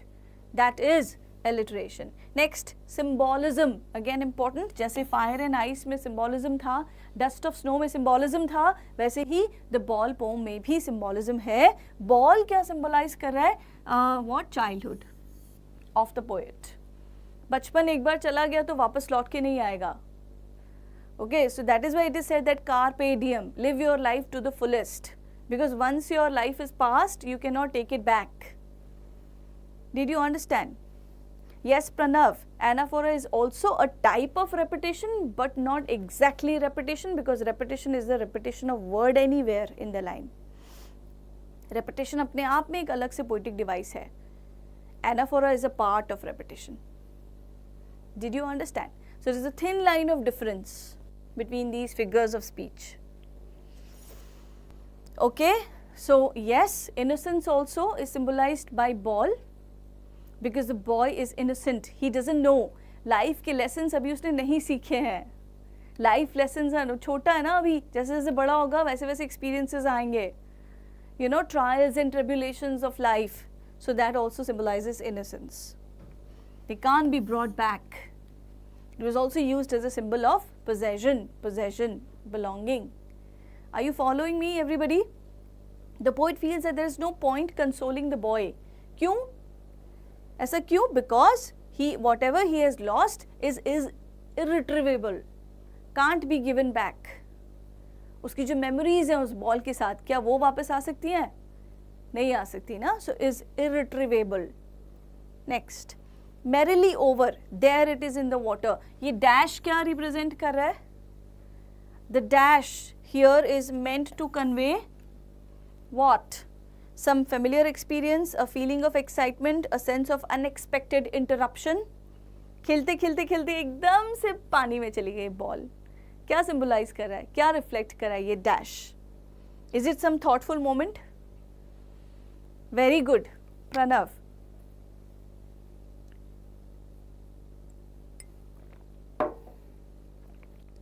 That is option number 3. A sense of unexpected interruption. अभी तो बहुत खुश था, एकदम से पानी में चली गई बॉल. क्या हो जाएगा? Sad हो जाएगा. So unexpected interruption. Next, the word that does not indicate a physical manifestation of sorrow in the boy is. ऐसा कौन सा word है इन चारों options में से जो उसकी physical manifestation नहीं कर रहा है? Okay, the boy, what kind of boy you have now after losing the ball? Is it worthless? Is it shaking, trembling or rigid? Can you tell me? Answer will be worthless. Yes, very good, Pranav. First answer is given by Pranav. This worthless is not not indicating the physical manifestation. Clear? Next, is the loss of the ball important for the boy? Yes or no? पहले तो तुम बताओ, आपकी opinion बताओ कि yes या फिर no, क्या होगा? Is the loss of the ball important for the boy? क्या इस तरह के losses हमारे लिए important है? क्या हमें कुछ lesson मिलता है? Absolutely, yes, yes, this is important. The loss of the ball is important for the boy because through this loss he gets the real knowledge of the world. Now he will be able to face the difficulties of life courageously. हमारे अंदर हिम्मत आ जाती है, हम mature हो जाते हैं, deal करने लगते हैं प्रॉब्लम्स के साथ. अगर ये ट्रायल्स आएंगे ही नहीं तो डील कैसे करेंगे? Right?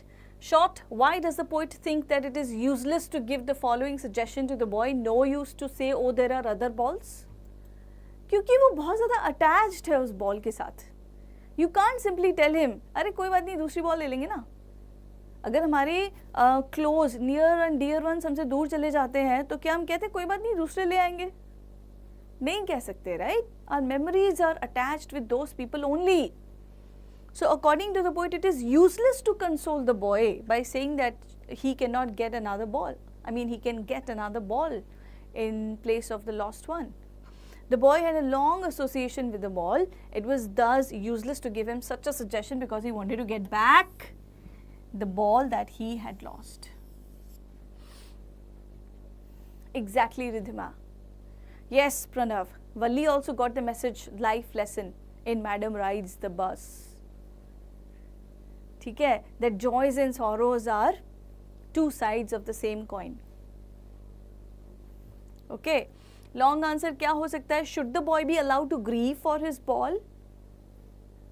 If his loss is irreparable or irretrievable, then how should one handle it? What lessons can be learnt? Very important. क्या करना चाहिए उस बच्चे को? You know, yes, the boy should be allowed to grieve for his ball. उसको खुद को overcome करने दें. अगर दूसरे जने उसके पास बैठे रहेंगे तो वो शायद कभी realize ही नहीं कर पाएगा कि उसको वापस कैसे face करना है life को. Right? As he had that ball for a long time, he had many old memories associated with it since his childhood. Moreover, when a person is trying to come over his grief on his own, then one should not disturb him or intrude him, as it may break his chain of thoughts and may irritate him. हो सकता है वो depression में चला जाए लोगों की बातें सुन के, इसलिए उसको अकेला छोड़ देना चाहिए थोड़ी देर के लिए ताकि वो ओवरकम कर पाए अपने सॉरोस को. ऐसा पोएट कह रहे हैं. Right? One should have self consolation, self dependence. Emotions को कंट्रोल करना खुद से आना चाहिए. ये हमें सीखना चाहिए. How to control our own emotions and feelings. बहुत इंपॉर्टेंट पोम है ये टीनेजर्स के लिए specially. So self consolation, self understanding in order to bear the loss. Self-realization and understanding are more effective and lasting than when it is done by an external agency or a person. हमें खुद की गलती का एहसास खुद करना चाहिए, उसको सुधारना चाहिए. लाइफ में कोई प्रॉब्लम आती है तो हमें अपने आप को कंसोल करना आना चाहिए. You know? Yes, sermon at Banaras, of course, Preeti. Kisa Gautami learned the lesson at the end when she came to know that she cannot find the mustard seeds at all where nobody has died. Okay, so she comes to the realization. This realization is important, which is the epistemology of loss, knowledge, learning of loss, and how to face that loss. Very good, Preeti. Next, Amanda. Ball poem सबको clear है? Are you there, guys? Are you revising everything along with me, or you are simply forgetting what you're revising? दिमाग में रखना है जब तक exam over नहीं हो जाता. You have to keep everything in your mind. I will share the PDF ताकि एक बार आप ग्लैंस दे देना एग्जाम से पहले. You have to fill the jot form, okay, to get this PDF. Now Amanda, we are going to discuss Amanda. पहुंच रहे हैं हम. We are on the verge of finishing this poetry revision. Amanda जल्दी से कर लेते हैं. The poem Amanda focuses on the upbringing of a small child whose name is Amanda. It focuses on the struggles that a child is facing. बहुत सारे parents ना बार बार बच्चों को कहते रहते हैं फिर से मोबाइल ले लिया, फिर से लैपटॉप उठा लिया, फिर से आईपैड उठा लिया, क्या कर रहे हो तुम, पढ़ाई नहीं कर रहे, पढ़ाई करो, एग्जाम्स चल रहे. This is called as nagging. करते हैं कि नहीं करते हैं बहुत सारे पेरेंट्स नहीं भी करते होंगे बिकॉज दे नो कि बच्चा सही कर रहा है जो भी कर रहा है, they trust the child. But बहुत सारे पेरेंट्स ऐसे होते हैं जो बार बार कंटिन्यूसली नैग करते रहते हैं, अरे पढ़ाई करो, एग्जाम चल रहे हैं, पढ़ाई करो, डिवाइसेस मत देखो, गेम मत खेलो. This is called as nagging, and Amanda's mother is nagging Amanda continuously, and that is why Amanda wants to be in a virtual world. ठीक है. A child is facing, in this poem the young child's parents act and instruct her as responsible parents. At the same time, a child should never be denied freedom. जो freedom बच्चों को चाहिए, जो privacy बच्चों को चाहिए, वो देनी चाहिए. ऐसा पोइट मानते हैं कि इस उम्र के बच्चों को कुछ प्राइवेसी, कुछ फ्रीडम उनको देनी चाहिए, so that they can grow up, maturely, wisely. Okay, it highlights the struggles faced by the child. The poem depicts the dilemma of a teenage girl. Dilemma means what? Confusion. Dilemma means confusion. Did you understand, everybody? So, when she feels that her freedom is curtailed, उसकी freedom उससे छीन ली गई है. Curtailed word is important. However, it is the parents who are responsible for the proper upbringing of their child. Parents का बहुत बड़ा role होता है बच्चे की अपब्रिंगिंग में. We can't deny this fact, right? So Amanda is continuously being nagged at, which she doesn't like. Okay, but that should not make the children feel imprisoned. Parents always keep giving commands to their children and keep on correcting them for their act or behavior. This poem conveys that excessive nagging, ये important है बच्चों, excessive nagging may make them disobedient. उसका negative effect हो सकता है. अगर continuously taunt करते रहेंगे बच्चों को पेरेंट्स अगर, तो उसका नेगेटिव इम्पैक्ट भी हो सकता है बच्चों पे. And hence they may develop a type of dislike for real life. तो फिर वो सोशल मीडिया की तरफ अट्रैक्ट होते हैं. अगर उनको प्रॉपर एनवायरनमेंट घर पे नहीं मिलता, they switch to social media, they start making virtual friends. So this is what has been talked about. Her carelessness angers her parents and they ask for her attention. तो फिर क्या conclusion है? Parents और बच्चों को बैठ के कोर्डियली बात करनी चाहिए, डिस्कस करना चाहिए, एक दूसरे को पोलाइटली ओपिनियन देना चाहिए, अपनी बात रखनी चाहिए. Communication is very very very important in everybody's life. बात नहीं करेंगे तो सोल्यूशन नहीं निकलेगा ना. Worried about their image and are concerned about how society will perceive them if their child always remains in a foul mood. Now, characters. Amanda is a teenager, daydreamer, away from reality. Amanda की मम्मा कैसी हैं? Commanding, dominating, overprotective. Okay, then अच्छा एक और चीज़ थी वहाँ पे, क्या था? हाँ यही है बस. अच्छा ये इंपॉर्टेंट है. क्या क्या बनना चाहती है Amanda? Amanda's world of imagination. First, she wants to be an orphan. वो अनाथ बच्ची बन के घूमना चाहती है because she hates her parents, क्योंकि वो बार बार उसे टीज करते हैं, नैक करते हैं, वो समझते नहीं है अमेंडा को. Second, she wants to be a Rapunzel, wants to lead carefree life, alone in the tower, जैसे ये लड़की थी. एनिमेटेड मूवी है एक, रेपंजल, नहीं उस मूवी का नाम है tangled. In that movie there is a character called Rapunzel. वो वैसी बनना चाहती है, वो टावर में रहना चाहती है अकेले, वो किसी को अलाउ नहीं करना चाहती एंटर करने के लिए. won't allow anyone to come up. Did you understand, everybody? Mermaid बनना चाहती है, moving slowly on green sea, alone and happy. She wants to be a mermaid. So ये तीनों references आपको याद रखने हैं. रखेंगे everybody? First is orphan, Rapunzel, and then mermaid. Will you remember? Okay. Poetic devices that are used in Amanda. सबसे पहले anaphora. Repetition of the starting word. Don't, did you. ठीक है? Anaphora. Then epiphora. Last में word repeat हो रहा है. Amanda. Again and again. This is called as epiphora. Next, assonance. फिर से vowel sound is repeated. O sound has been repeated. Symbolism, emerald, which is used to show the green color of the sea. Emerald is a gemstone, Hare colour का, जो it's a gemstone. जैसे diamond होता है वैसे ही gemstone, emerald. So that has been compared with the green color of the sea. Imagery has been used again. कैसे? Imagery can be defined as a writer's or speaker's use of words or figures of speech to create a vivid mental picture. Visual description याद आया? Visual description is imagery. For example, there is languid emerald sea where the sole inhabitant is me, a mermaid, drifting blissfully. Mermaid, drifting blissfully. This is called as imagery. Okay. Next, alliteration. So stop that slouching and sit up straight. Consonant sound is repeated. SS sound. Allusion. Famous imaginary person को आप refer करते हो जैसे Bengal tiger in How to Tell Wild Animals. यहाँ पे mermaid and Rapunzel. This is called as allusion. Are you following me, everybody? समझ में आ रहा है क्या होता है एल्यूजन? जब आप किसी फेमस फिगर को रेफर कर रहे हो जैसे Harry Potter. Okay, that's called as allusion. Next, repetition. It is the repeated use of a word or line to lay emphasis. Repeated use of word. Okay, that's repetition. The word Amanda has been repeated.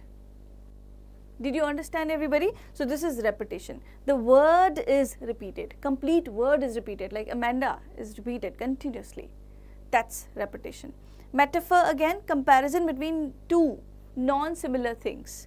Amanda compares herself to a mermaid. अच्छा, एक line में 2-3 figures of speech भी हो सकते हैं. You can find multiple figures of speech in the same line at the same time. Okay, so just remember, metaphor is there. Amanda compares herself to a mermaid and compares herself to Rapunzel. Clear, everybody? Next question. What is the purpose of the speaker's words in the given extract? Purpose क्या है? What is the purpose of the speaker's words in the given extract? चलिए answer देख लेते हैं. Is to improve the listener's posture and habits. उसकी मम्मा उसका बुरा तो नहीं चाहती है ना. Her mother wants her to sit properly. Class में होते हैं बहुत सारे ऐसे बच्चे यूँ बेंड करके बैठते हैं, which is not a proper posture, right? Which can give them physical problems. So mother only wants her to be in a proper posture, right? So उनका intention बुरा नहीं है, but continuously बार बार एक ही चीज़ को बोलना is not right. That's why Amanda doesn't like it. Okay, the purpose of the speaker's words in the given extract is to improve the listener's posture. Alliteration is a literary device used in the extract. Which of the following option does not include examples of this literary device? ये कौन बताएगा? This is important. Alliteration कहाँ use नहीं हो रहा है? In these 4 options, you have the moon and the glittering stars watched over us. With that charming chat, Catherine chose comfort. Away ran the pathetic pooch pouting like a princess. Dee was driving down day after day.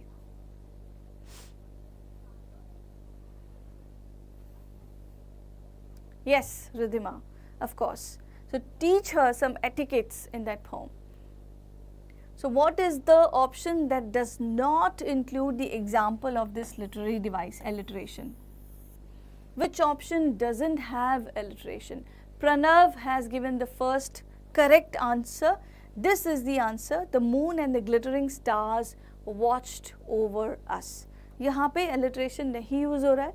There is no repetition of a consonant sound. That's why this will be. ये does not वाले questions बहुत आएंगे बच्चों. You have to read the question properly. Is it clear, everybody? Read the question properly, because this does not kind of question occurs frequently in the question paper, especially extract based questions. Okay, so alliteration is not used in this particular option. Select the option that fits the following. Slouching का opposite होता है straight. Slouch means bend. Straight. What are the antonyms used in the options as per the analogy given here? Can you find out? Transparent, translucent. क्या ये antonyms हैं? Lazy, agile, forgetful, lively, generous, liberal. Which one, is the option that fits the following? कौन बताएगा? जल्दी जल्दी बताएं.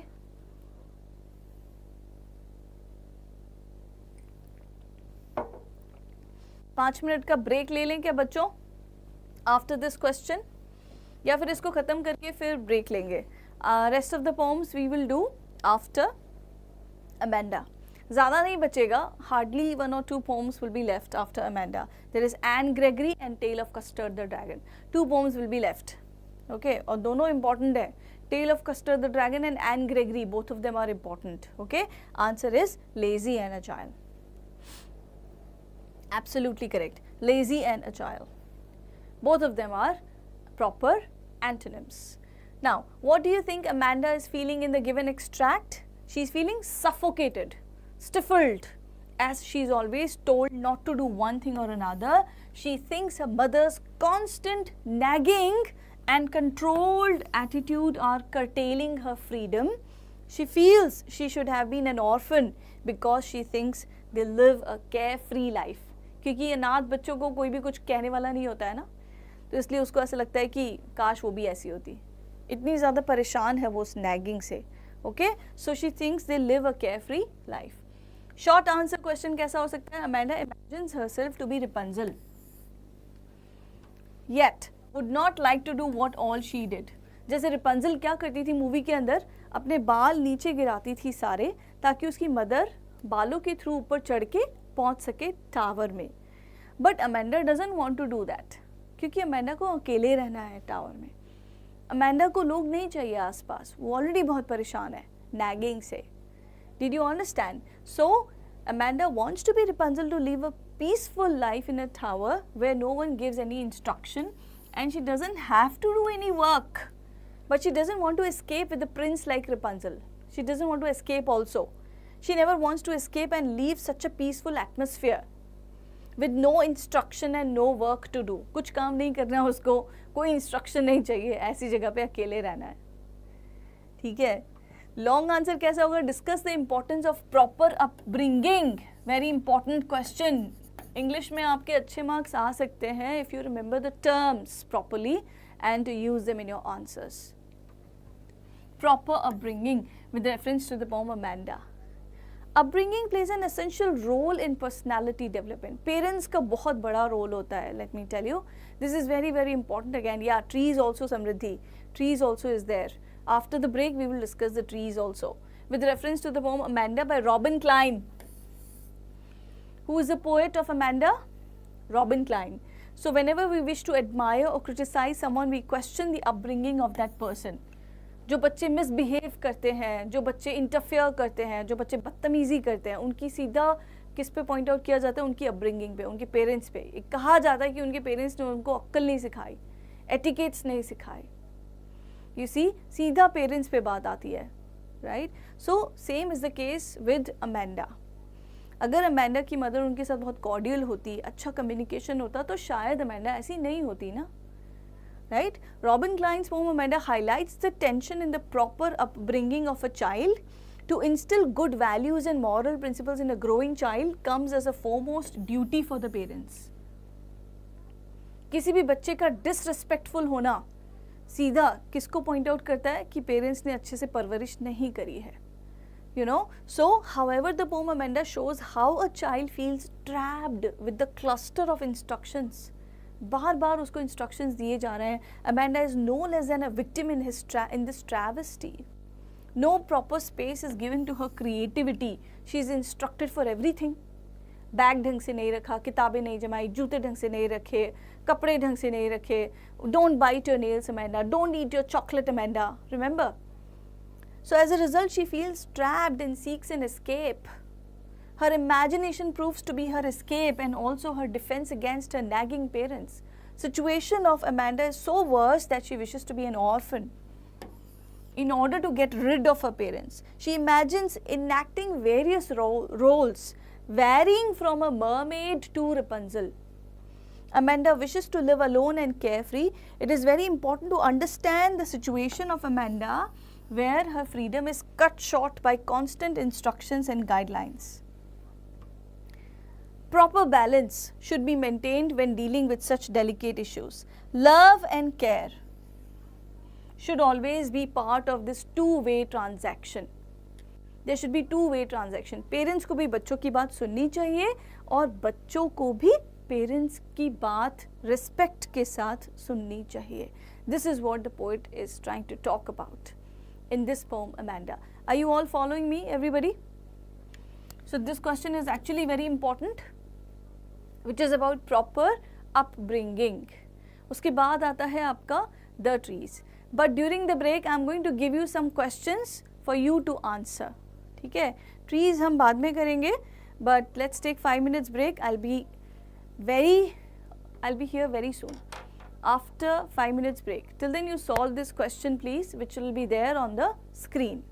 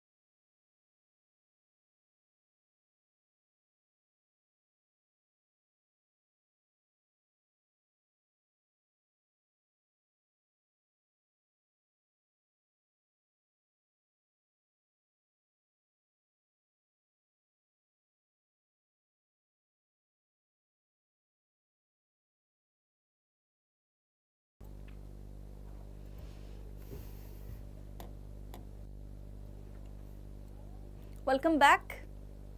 Are you ready for the key points related to the trees and some good questions again related to the trees? This is again very important. बहुत सारे बच्चों को trees समझ में आती नहीं है easily, but don't worry, I'll give you the important points related to the trees. क्या कहना चाह रही हैं poet Adrienne Rich? Adrienne Rich is the name of the poet. The poet talks about trees symbolically. They refer to women who have been healed and are ready to move out of their houses. ऐसा भी time था when women were not allowed to do many things. Okay, women were always in confinement. They were not allowed to even vote. So, in many ways, women were not allowed to do very many things. Similarly, the poetess is talking about that liberty which should be given to the women in the form of trees. So, ये बहुत important symbol है that these trees symbolize women who want freedom. Okay, so move out of their houses to fulfill their primary purpose, that is to renew the forest of mankind. A human being is incomplete without the liberty which is to be given to females as well. Okay, it can't be male dominant world everywhere. There has to be females all around, also along with males. The forest has become empty, the birds and insects rendered shelterless, जैसे deforestation में trees कटते जा रहे हैं, but here the poet is also referring to the growing of trees more and more because trees can't grow inside the houses. जैसे आजकल plants को घर में रखने का, indoor plants का बहुत trend चल रहा है, but indoor plants cannot do any positive to nature. You know, only the trees, big trees can provide that blessing to the earth, that proper oxygen supply that can be given by the big trees only, that we all know, right? So the birds and insects rendered shelterless, the sun's rays do not have tree trunks and leaves to fall upon and thus reach the earth. तभी तो वो ozone layer depletion and UV rays का बढ़ना ये सब क्यों हो रहा है? Because of this only. She says that forest will be full of trees the next morning but there will be a day. जैसे एकदम से कोविड आया था, suddenly the demand for oxygen rose. Remember, people realized the importance of trees very much. So there will be a day when this earth will rejuvenate everything. Okay, just like the trees will come out. The roots of the trees are working hard to separate from the floor of the veranda where they have remained fixed. The leaves and branches are moving towards the glass windows. They are breaking, they are shattering the glass windows because they want liberty. They are desperate to move out just like a newly discharged patient. जैसे एक patient hospital से निकल के बाहर आता है, उसको बहुत मज़ा अच्छा लगता है क्योंकि बहुत दिनों तक हॉस्पिटल में रहने के बाद he feels even more sick. He wants to be free from that kind of environment. Who has not recovered completely moves to the exit door of the hospital in a hurry. पर उसको घर जाके बहुत अच्छा feel होता है, जैसे patient को वैसे ही ट्रीज को बहुत अच्छा फील होगा when they will come outside the house, when they'll come outside that closed environment. Did you understand, everybody? So the poet is sitting in her house with the doors of the veranda open. She is writing letters but does not mention this movement of the trees. ऐसा क्यों? क्योंकि वो बहुत ज़्यादा engross हो चुकी है देखने में कि कैसे ये trees अपने आप को free करा रहे हैं इन shackles से. Okay, so the sky is clear and bright moon is visible. She can smell the leaves and lichen which seems to be calling out desperately. वो जो forest की जो fragrance होती है, that has been talked about here. Trees are missing that fragrance very much. She hears the glass of the window pane breaking. सारे शीशे टूट रहे हैं. The trees are moving out and the fast blowing wind embraces them. और बाहर जो nature है, they all welcome the trees because that is their natural habitat. Just like tiger in the zoo. Okay, just like tiger craves for that freedom. Here, the trees are craving for that space, the natural habitat. As the trees have reached the forest, the tall and strong oak tree overshadows the moon and it seems that the moon has been broken into several pieces. ऐसा लग रहा है कि oak tree के ऊपर कोई crown रख दिया गया हो, which shows the victory of nature. Always the nature wins in every situation, So poetic devices in the trees are, first is personification. It refers to the projection of human characteristics onto inanimate. ये हम discuss कर चुके हैं, मैं बार बार definition को read नहीं कर रही हूँ. personification का एग्जाम्पल बस याद रखो आप. bury feet, personifying the sun. By using bury feet, the poet has personified the twigs and branches also, boughs, branches. of the tree that has been personified. क्योंकि उन branches में cramps पड़ गए हैं. Remember, जब हम exercise करते हैं तो body में cramps आ जाते हैं. Similarly, these branches have got cramps because they have been struggling to come out of the house in their natural habitat, outside the house. That's why this has been personification. Rupal has written something here. It said that the poet has scarcely mentioned the departure of trees. Why? Because Rupal, she is curious to know how trees, just like women, are empowering themselves to get that freedom, to be away from that captivity. You know, she's so engrossed and she's eagerly waiting to see that day when the trees will be free from the shackles, and the women also. That's why she's not mentioning anything, because that is being converted into action now. Alright, this is the answer, Rupal. I hope it is clear. Exactly, Ridhima. They have been fighting for it for a very long time, and now it's not necessary to write about it because that theory is going to be converted into action. That's why. Enjambment has been used.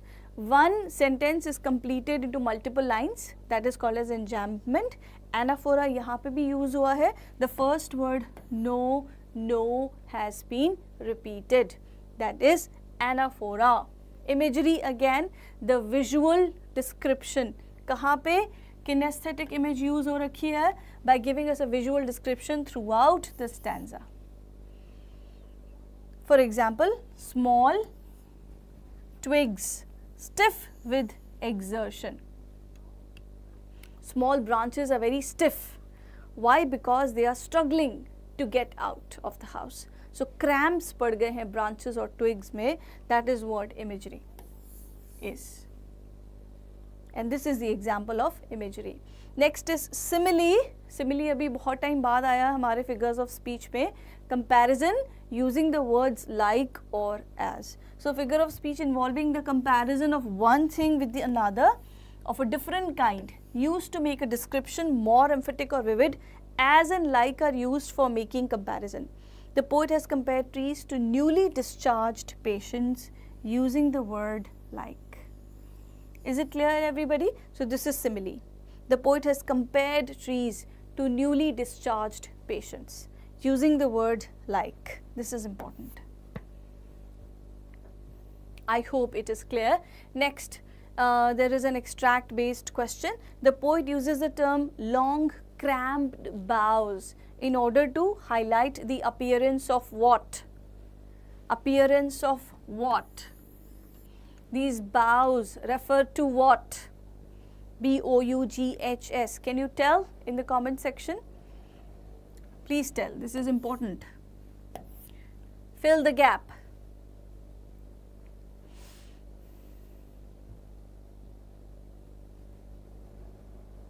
Next, the branches is the answer, because I didn't get the answer from you guys. So the branches. Boughs here refers to the branches. Okay, why does the poet use the metaphor of newly discharged patient? Actually वो simile है, newly discharged patient. यहाँ पे तो simile थी ना, like newly discharged patients. Please check. हाँ, yes, there is simile. Why? The poet uses this comparison of newly discharged patient. A patient feels depressed in a hospital. As soon as he recovers, he is eager to leave the hospital. He rushes toward the clinic doors. In the same way, the plants in the pots feel suffocated. They are deprived of adequate light, so they stretch themselves towards the glass door in the hope of finding the light. That's why this comparison has been made with newly discharged patients. यही question है जो बहुत important है sperm का. You should remember. Yes, branches, I have got the answers now. Roshan, please pay attention to the questions. Long, cramped and half-dazed are combination of two words. Important, okay? Just have a look at the type of question. Joined together to form compound words. एक compound word बन रहा है दो words को मिला के. Choose the option that correctly fits the definition of the same. इनमें से कौन से words ऐसे हैं जो मिल के कंपाउंड नाउन क्रिएट कर रहे हैं. Is it discharged, is it back stage, is it come back, toward और knighthood? Can you tell which options are there that make compound words? Arabella, the difference between simile and metaphor is very easy. Simile takes like or as to compare. Metaphor doesn't take like or as to compare. Life is ludo. इसमें like और as नहीं use हो रहा है ना? This is metaphor. Life is ludo. That's metaphor. Life is like a ludo game, then it will be simile. Life is like a ludo game, then it will be simile. Did you understand? So answer will be option number B. यहाँ पे बहुत सारे बच्चों को शायद confusion था इसलिए नहीं दे पाए. Back stage, ये दो नाम मिलके एक noun बना रहे हैं बच्चों. Come back, you see, and knighthood. Two meaningful words are creating a compound noun. That's why. Choose the option that lists the examples of exertion. Exertion कहाँ पे use हो रहा है properly? Exertion. Neha had been up all night keeping accounts and now she is resting. Swati was running for 5 miles non-stop last evening. Hemant is watching his favorite show and having snacks. Sachin helped a senior citizen board a flight in the morning. So which option that lists the examples of exertion? Shaurya, in which last question you are asking? It is option number B beta. 2, 3 and 4. नहीं 4th नहीं होना चाहिए, 5th होना चाहिए.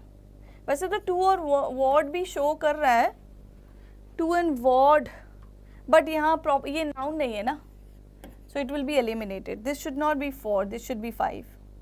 2, 3 and 5, this should be the answer. You're right. Who said this? Shaurya. Thank you, Shaurya. So this is the answer beta, 2, 3, 5, because I said knighthood ना. इसको correct कर लेना. This is the answer. Next. So इसमें कौन सा वाला exertion का example है? Is it 1, 2, 2, 3, 3, 4 or 1, 4? Which one is the correct answer? Try to give. क्या इसमें exertion show हो रहा है? That had been up all night keeping accounts. क्या इसमें exertion show हो रहा है? Running for 5 miles. Hemant is watching his favorite show and having snacks. क्या इसमें exertion है? या फिर इसमें exertion है? Help a senior citizen. Answer will be 2 and 3. Choose the option that lists the example of exertion. Exertion इसमें तो है. नहीं, इसमें exertion नहीं है. This is again wrong. ये answer गलत है. Answer should be exertion is this 5 miles non-stop. There is no doubt about it. And this also, Sachin helped a senior citizen board a flight in the morning. This also is exertion. इसमें तो अभी वो rest कर रही है ना. This is resting. She is resting. So this can't be. Sachin, his favorite game ये भी नहीं हो सकता. That lists the examples of exertion. This will be, wait, 2 and 4. 2 and 4. Options में नहीं है, but this should be the answer. What do you think? 2 and 4 will be the correct answer in my opinion, because this is the example of exertion. What do you think? Swati was running for 5 miles. There is no doubt about it. This is exertion. Okay. Sachin helped a senior citizen. Boarding a flight is not easy, na? So उसमें मेहनत तो करनी पड़ी उसको, Sachin को. So this is also another kind of exertion. These two examples are of exertion. Swati and Sachin. So we'll go for 2 and 4. I have written the option here. Ridhima. Okay. Preeti has asked me something here. Half dazed mean in the extract. Half dazed means, Preeti, Just like when you give anesthesia to a patient, okay, that patient is neither completely conscious nor completely unconscious. So semi-conscious stage is called as half dazed. Okay, Preeti? Exertion means when you put a lot of hard work into something. When you put some, struggle to do something, that is exertion. Just like trees are exerting to come out of the house. They are putting a lot of pressure to glass windows and doors to come out of the house. That's exertion. Did you understand? Next, okay. Long answer type hai, departure is painful. So is the departure of the trees painful for the poetess. What will happen after their departure? This is again important. What will happen after their departure?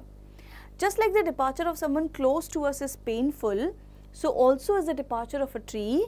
When they are planted as a sapling, they look nice and enhance the beauty of our surroundings in-house.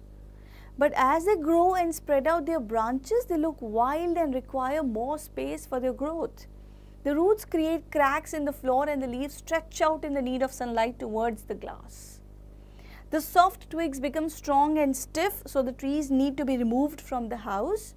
Now the leaves do not cover the sky, however the trees are welcomed by the wind. The moon resembles a broken mirror reflecting off the leaves, and the poetess reveals that she will feel lonely after the tree's departure. But still, at the same time, the poetess will be happy too. Why? Because at the end, trees get freedom, what women also want at the end of the day. Okay, so there will be mixed feelings in the poet. Yes, she will feel sad because the trees are going out, leaving her behind. On the other hand, there will be happiness because after all, they are getting their freedom back. Okay, so that can be the consequences of the departure of the trees. This is how you should write down. Yes, Arabella. So exertion which shows some kind of tiring work, where you have to put a lot of effort. This is fog. A very short poem, yet very meaningful. तो fog को उन्होंने cat से compare किया है इस pome के अंदर, Karl Sandberg ने, और वो कहते हैं कि फॉग बिल्कुल कैट की तरह आते हैं, stealthily. The poet is describing the arrival of fog. Here the fog has been compared with a little cat, as a cat walks silently on its small feet and no one can know about its arrival. In a similar way, the fog also sets in. The fog enters the city very slowly and calmly in such a way that no one predicts its arrival. जैसे life में पता नहीं चलता कब problems आ जाती है, कब वो चली भी जाती है, because nothing is permanent in this life. Okay, just like joys come, sorrows will also come. Just like joys go, sorrows will also go. So there can be comparison with sermon at Banaras, in which Gautam Buddha is also telling Kisa Gautami that joys and sorrows are part and parcel of life. We should remain unaffected. Okay, this is the message of this poem. And just like a thick cloud of fog covers the entire city, in a similar way, cat sits silently by folding her legs behind itself. The fog engulfs the harbour and the whole city silently and looks around the places the way a cat does. After some time, the fog leaves the city and moves on. Here the poet wants to convey that fog does not stay for a longer time duration in a particular place. It disappears after some interval, just like a cat, without being noticed by anyone. So movement of fog has been compared with the movement of the cat. So poetic devices देख लेते हैं बच्चों. Metaphor use हुआ है. Fog is compared to cat. Metaphor. Next is enjambment. Enjambment यहाँ पे भी use हुआ है. Personification is what? When you consider non-living things as if they are living. Fog comes, it sits. So human beings' traits are given to fog. Question देख लेते हैं. How does the use of enjambment impact this extract? Answer will be, it forces frequent pauses. ये जो enjambment है वो क्या करता है? It forces frequent pauses. What is the poet's tone in the extract? Is it calm, mysterious, playful, authoritative? कौन सा tone है इस poem के अंदर? Answer will be A, B and C. देख लेते हैं. काम तो है ही, because fog is not doing anything except coming and going. Mysterious, just like cat comes without any announcement. So mysterious. Playful, yes. थोड़ी देर के लिए अच्छा लगता है हमें, you know, when we compare the arrival and departure of fog with the cat, so that is playful. Authoritative बिल्कुल नहीं है. The poet is not commanding us. He is not instructing us, just like Amanda's mother. Okay, so that will not be authoritative. Answer will be A, B and C. How does the poet describe the fog like a living creature? Metaphor use किया है उन्होंने. जैसे cat बैठती है अपने haunches पे, similarly the fog comes and spreads its wings all over the city and looks over it. Select the option that correctly captures the usage of the word haunches. Important है ये. Haunches from line 4 of the extract. क्या होगा answer? Option number 1, 2, 3 और 4. Haunches कहाँ पे ठीक से use हो रहा है? Haunches means your knees. When you sit by bending your knees, that is called as sitting on haunches. So Preeti, frequent pauses are there because you want to complete one sentence into multiple lines, na? So if you had to complete one sentence in one line, then there will be no pause. So enjambment is actually pushing forward what frequent pauses to emphasize the meaning of the sentence. That is why it forces frequent pauses. Preeti?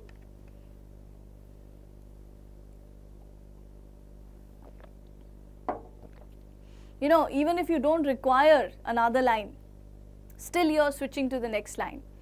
That is a force. Okay, answer will be option number 2. A black and red striped tiger sits on its haunches in another photo. Correctly captures the use. Okay, चलिए पढ़ लेते हैं.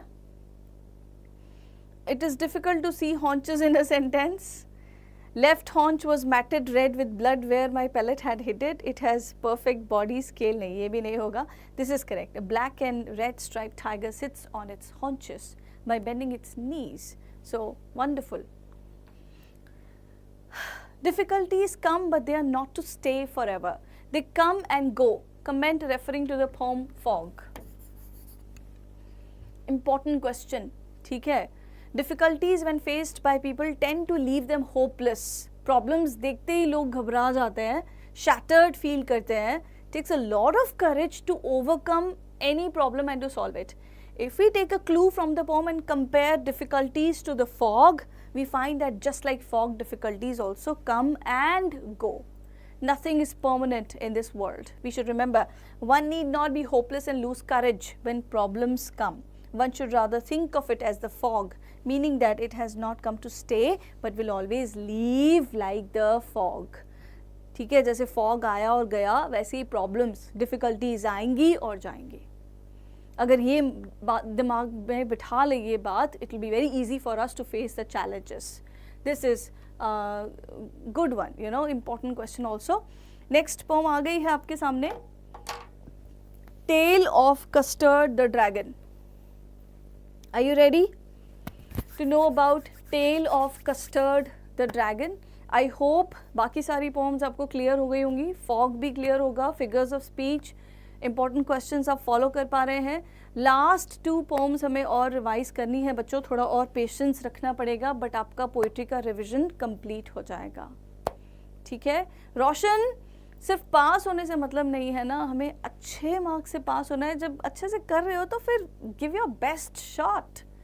Get good marks in English so that you get good grade. Okay. Custard की कुछ characteristics दी हुई हैं यहाँ पे. Custard is the name of the dragon.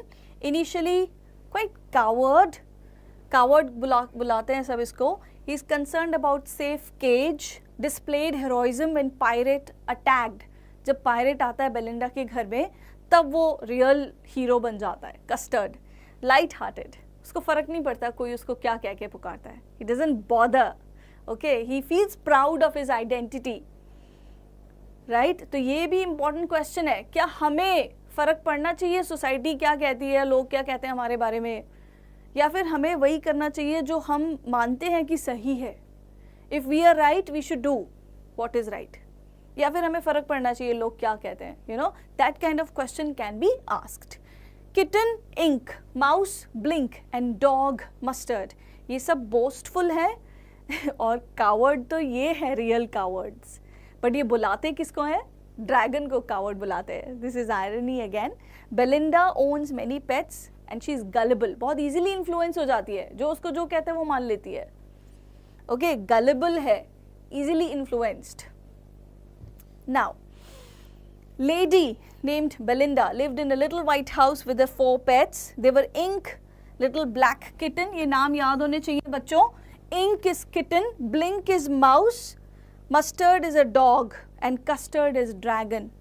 Ink, Blink and Mustard boasted of their bravery. They often made fun of Custard for his cowardice. ठीक है. One day a pirate breaks into Belinda's house. He had pistols in his both hands. Ink, Blink and Mustard run away in fear and hide, but Custard faces the pirate bravely and kills him. Okay, this happens. Belinda was very happy with Custard. She embraced him. She hugged him.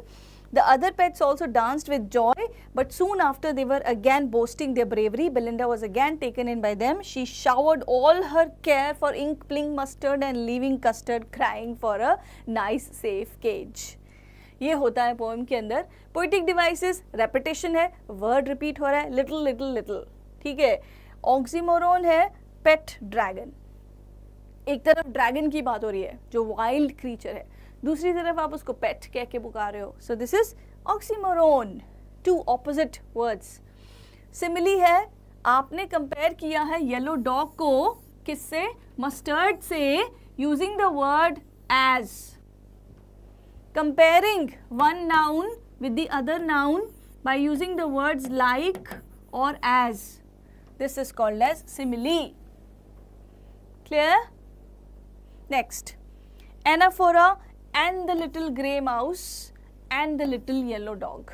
Initial words repeat हो रहे हैं. This is called as anaphora. ठीक है. Next, refrain है. अच्छा, जैसे song में एक लाइन बार बार रिपीट होती है, Have you observed? वैसे ही पोएम के अंदर एक लाइन बार बार रिपीट हो रही है. That is called as refrain. ये नया होगा शायद आपके लिए. Refrain is the repetition of complete line or phrase. Okay, like and a realio, trulio, little pet dragon, you know, whatever that was. Custard cried for a nice safe cage. ये भी line repeat हो रही है. This is called as refrain. Did you understand everybody? Thank you Ansh. Well, assonance है repetition of a. देख रहे हो आप? अच्छा, इसमें एक और figure of speech use हो रहा है, कौन बताएगा? जल्दी जल्दी बताओ. Assonance के अलावा one more figure of speech has been used here. Belinda was as brave as a barrel full of bears. दो even poetic devices use हो रहे हैं same line के अंदर. Assonance के अलावा two more poetic devices are used in this line. Belinda was as brave as a barrel full of bears. Can you tell? Assonance समझ में आ रहा है? Repetition of vowel वो ऑलरेडी शो करा गया है.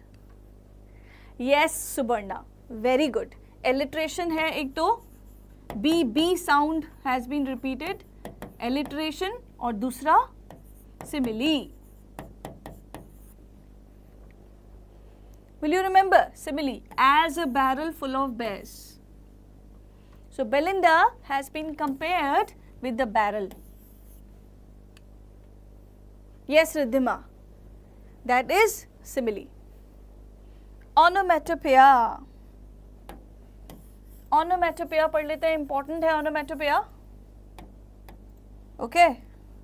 Onomatopoeia is a figure of speech in which words evoke the actual sound of the thing they refer to. मतलब sound words. जैसे bees, buzz, snakes, hiss. You know, this is sound word. Cows, moo. तो इसमें sound words कौन से हैं? Clatter, clank, meowch, jangling, growled, onomatopoeia. समझ में आ रहा है? सो ये ऑनोमेटोपोएया इंपॉर्टेंट है, याद रखना है.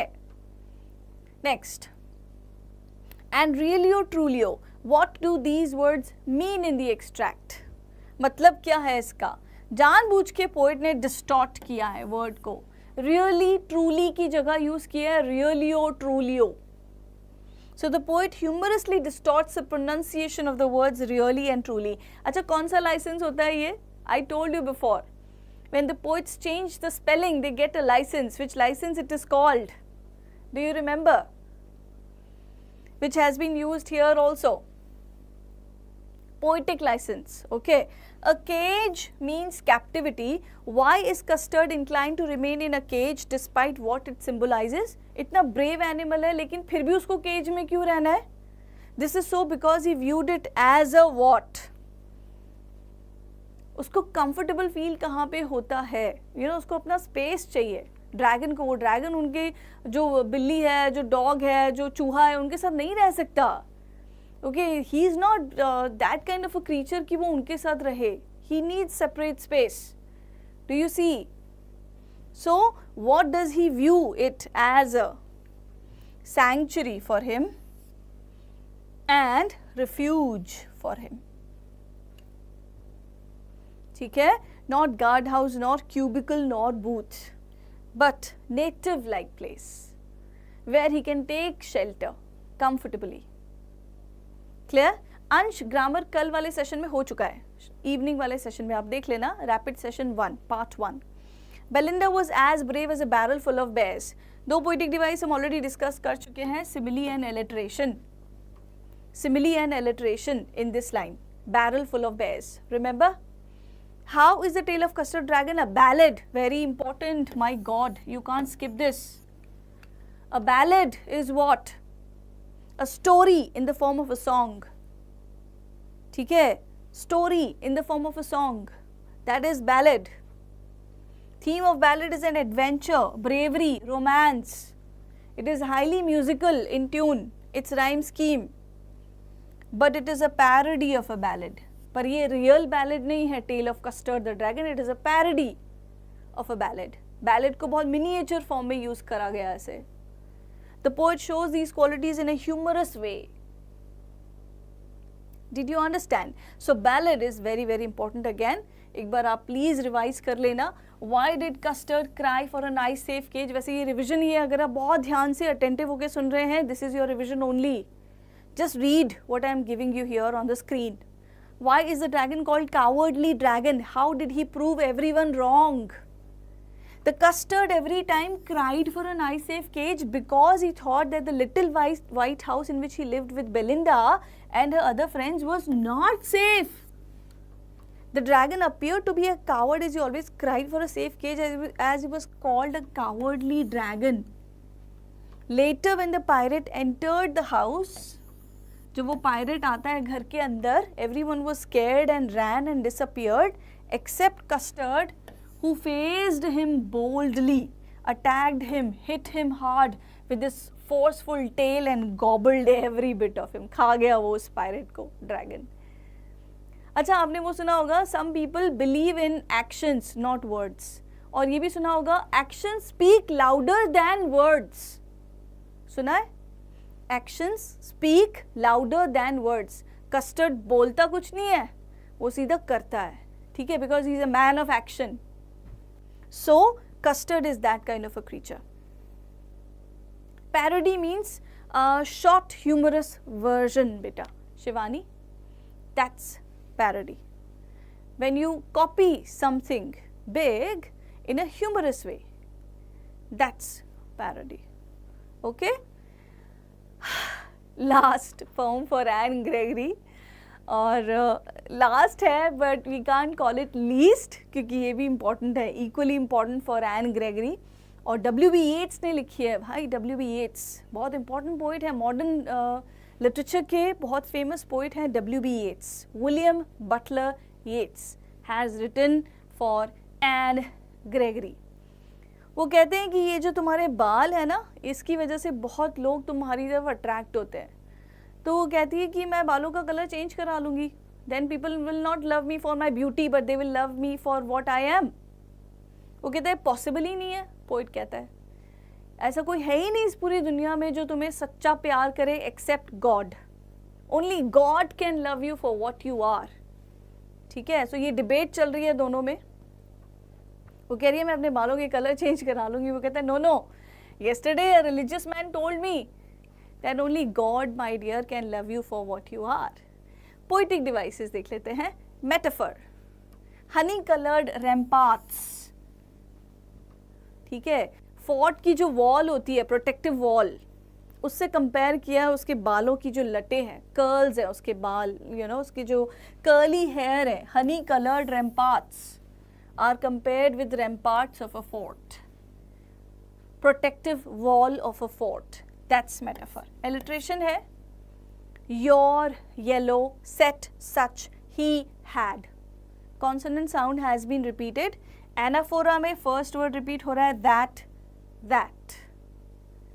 ओके, एक्सट्रैक्ट पेस्ट क्वेश्चन देख लेते हैं. What causes the young man to despair according to the extract? Being hopelessly in love. ठीक है, because this is also kind of disease. People fall in despair when they fall in love because they are lost in their own world. They are not active during that time. So complete the analogy. Alone के साथ में क्या आएगा? जब यहाँ पे despair के साथ cheerful लिखा हुआ है तो what will come here? Despair and cheerful, they both are antonyms, na? So we have to find out something which is opposite of the word alone. Answer will be accompanied. थोड़ी सी vocabulary पे work करना पड़ेगा बच्चों. Accompanied means when you are with someone. Okay.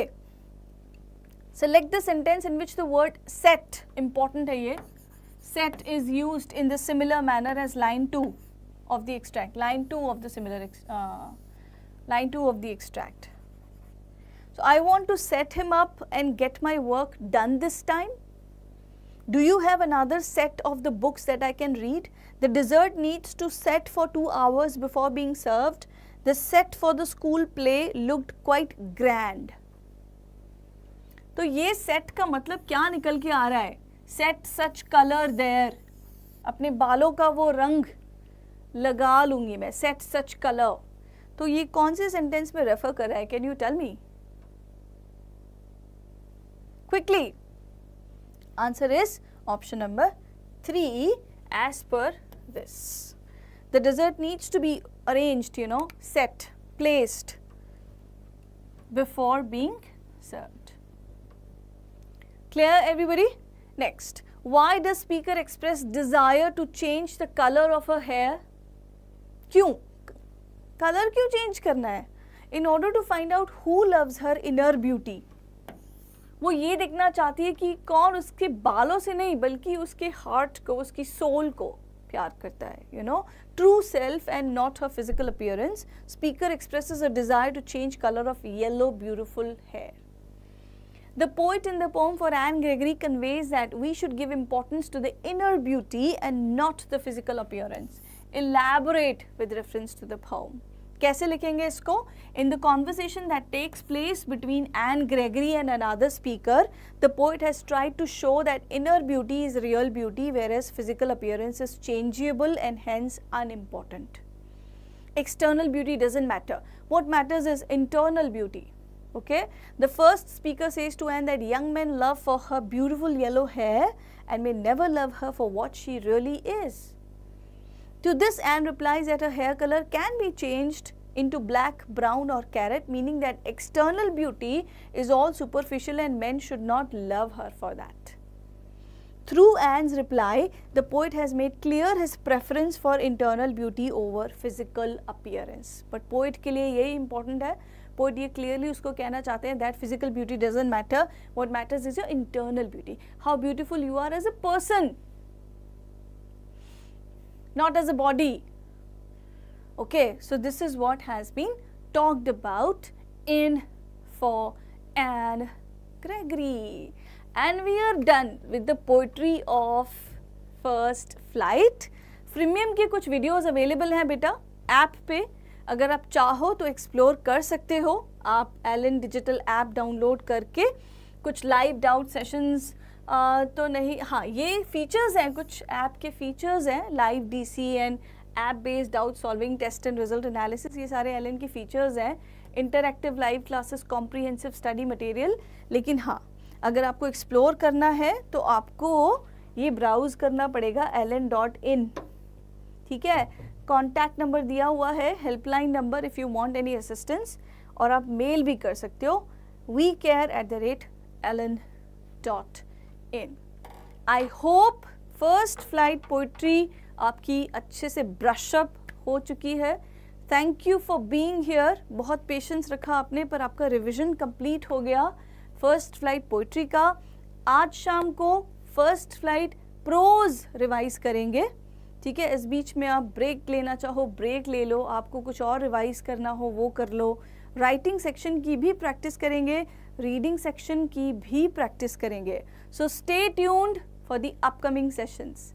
Thank you for watching.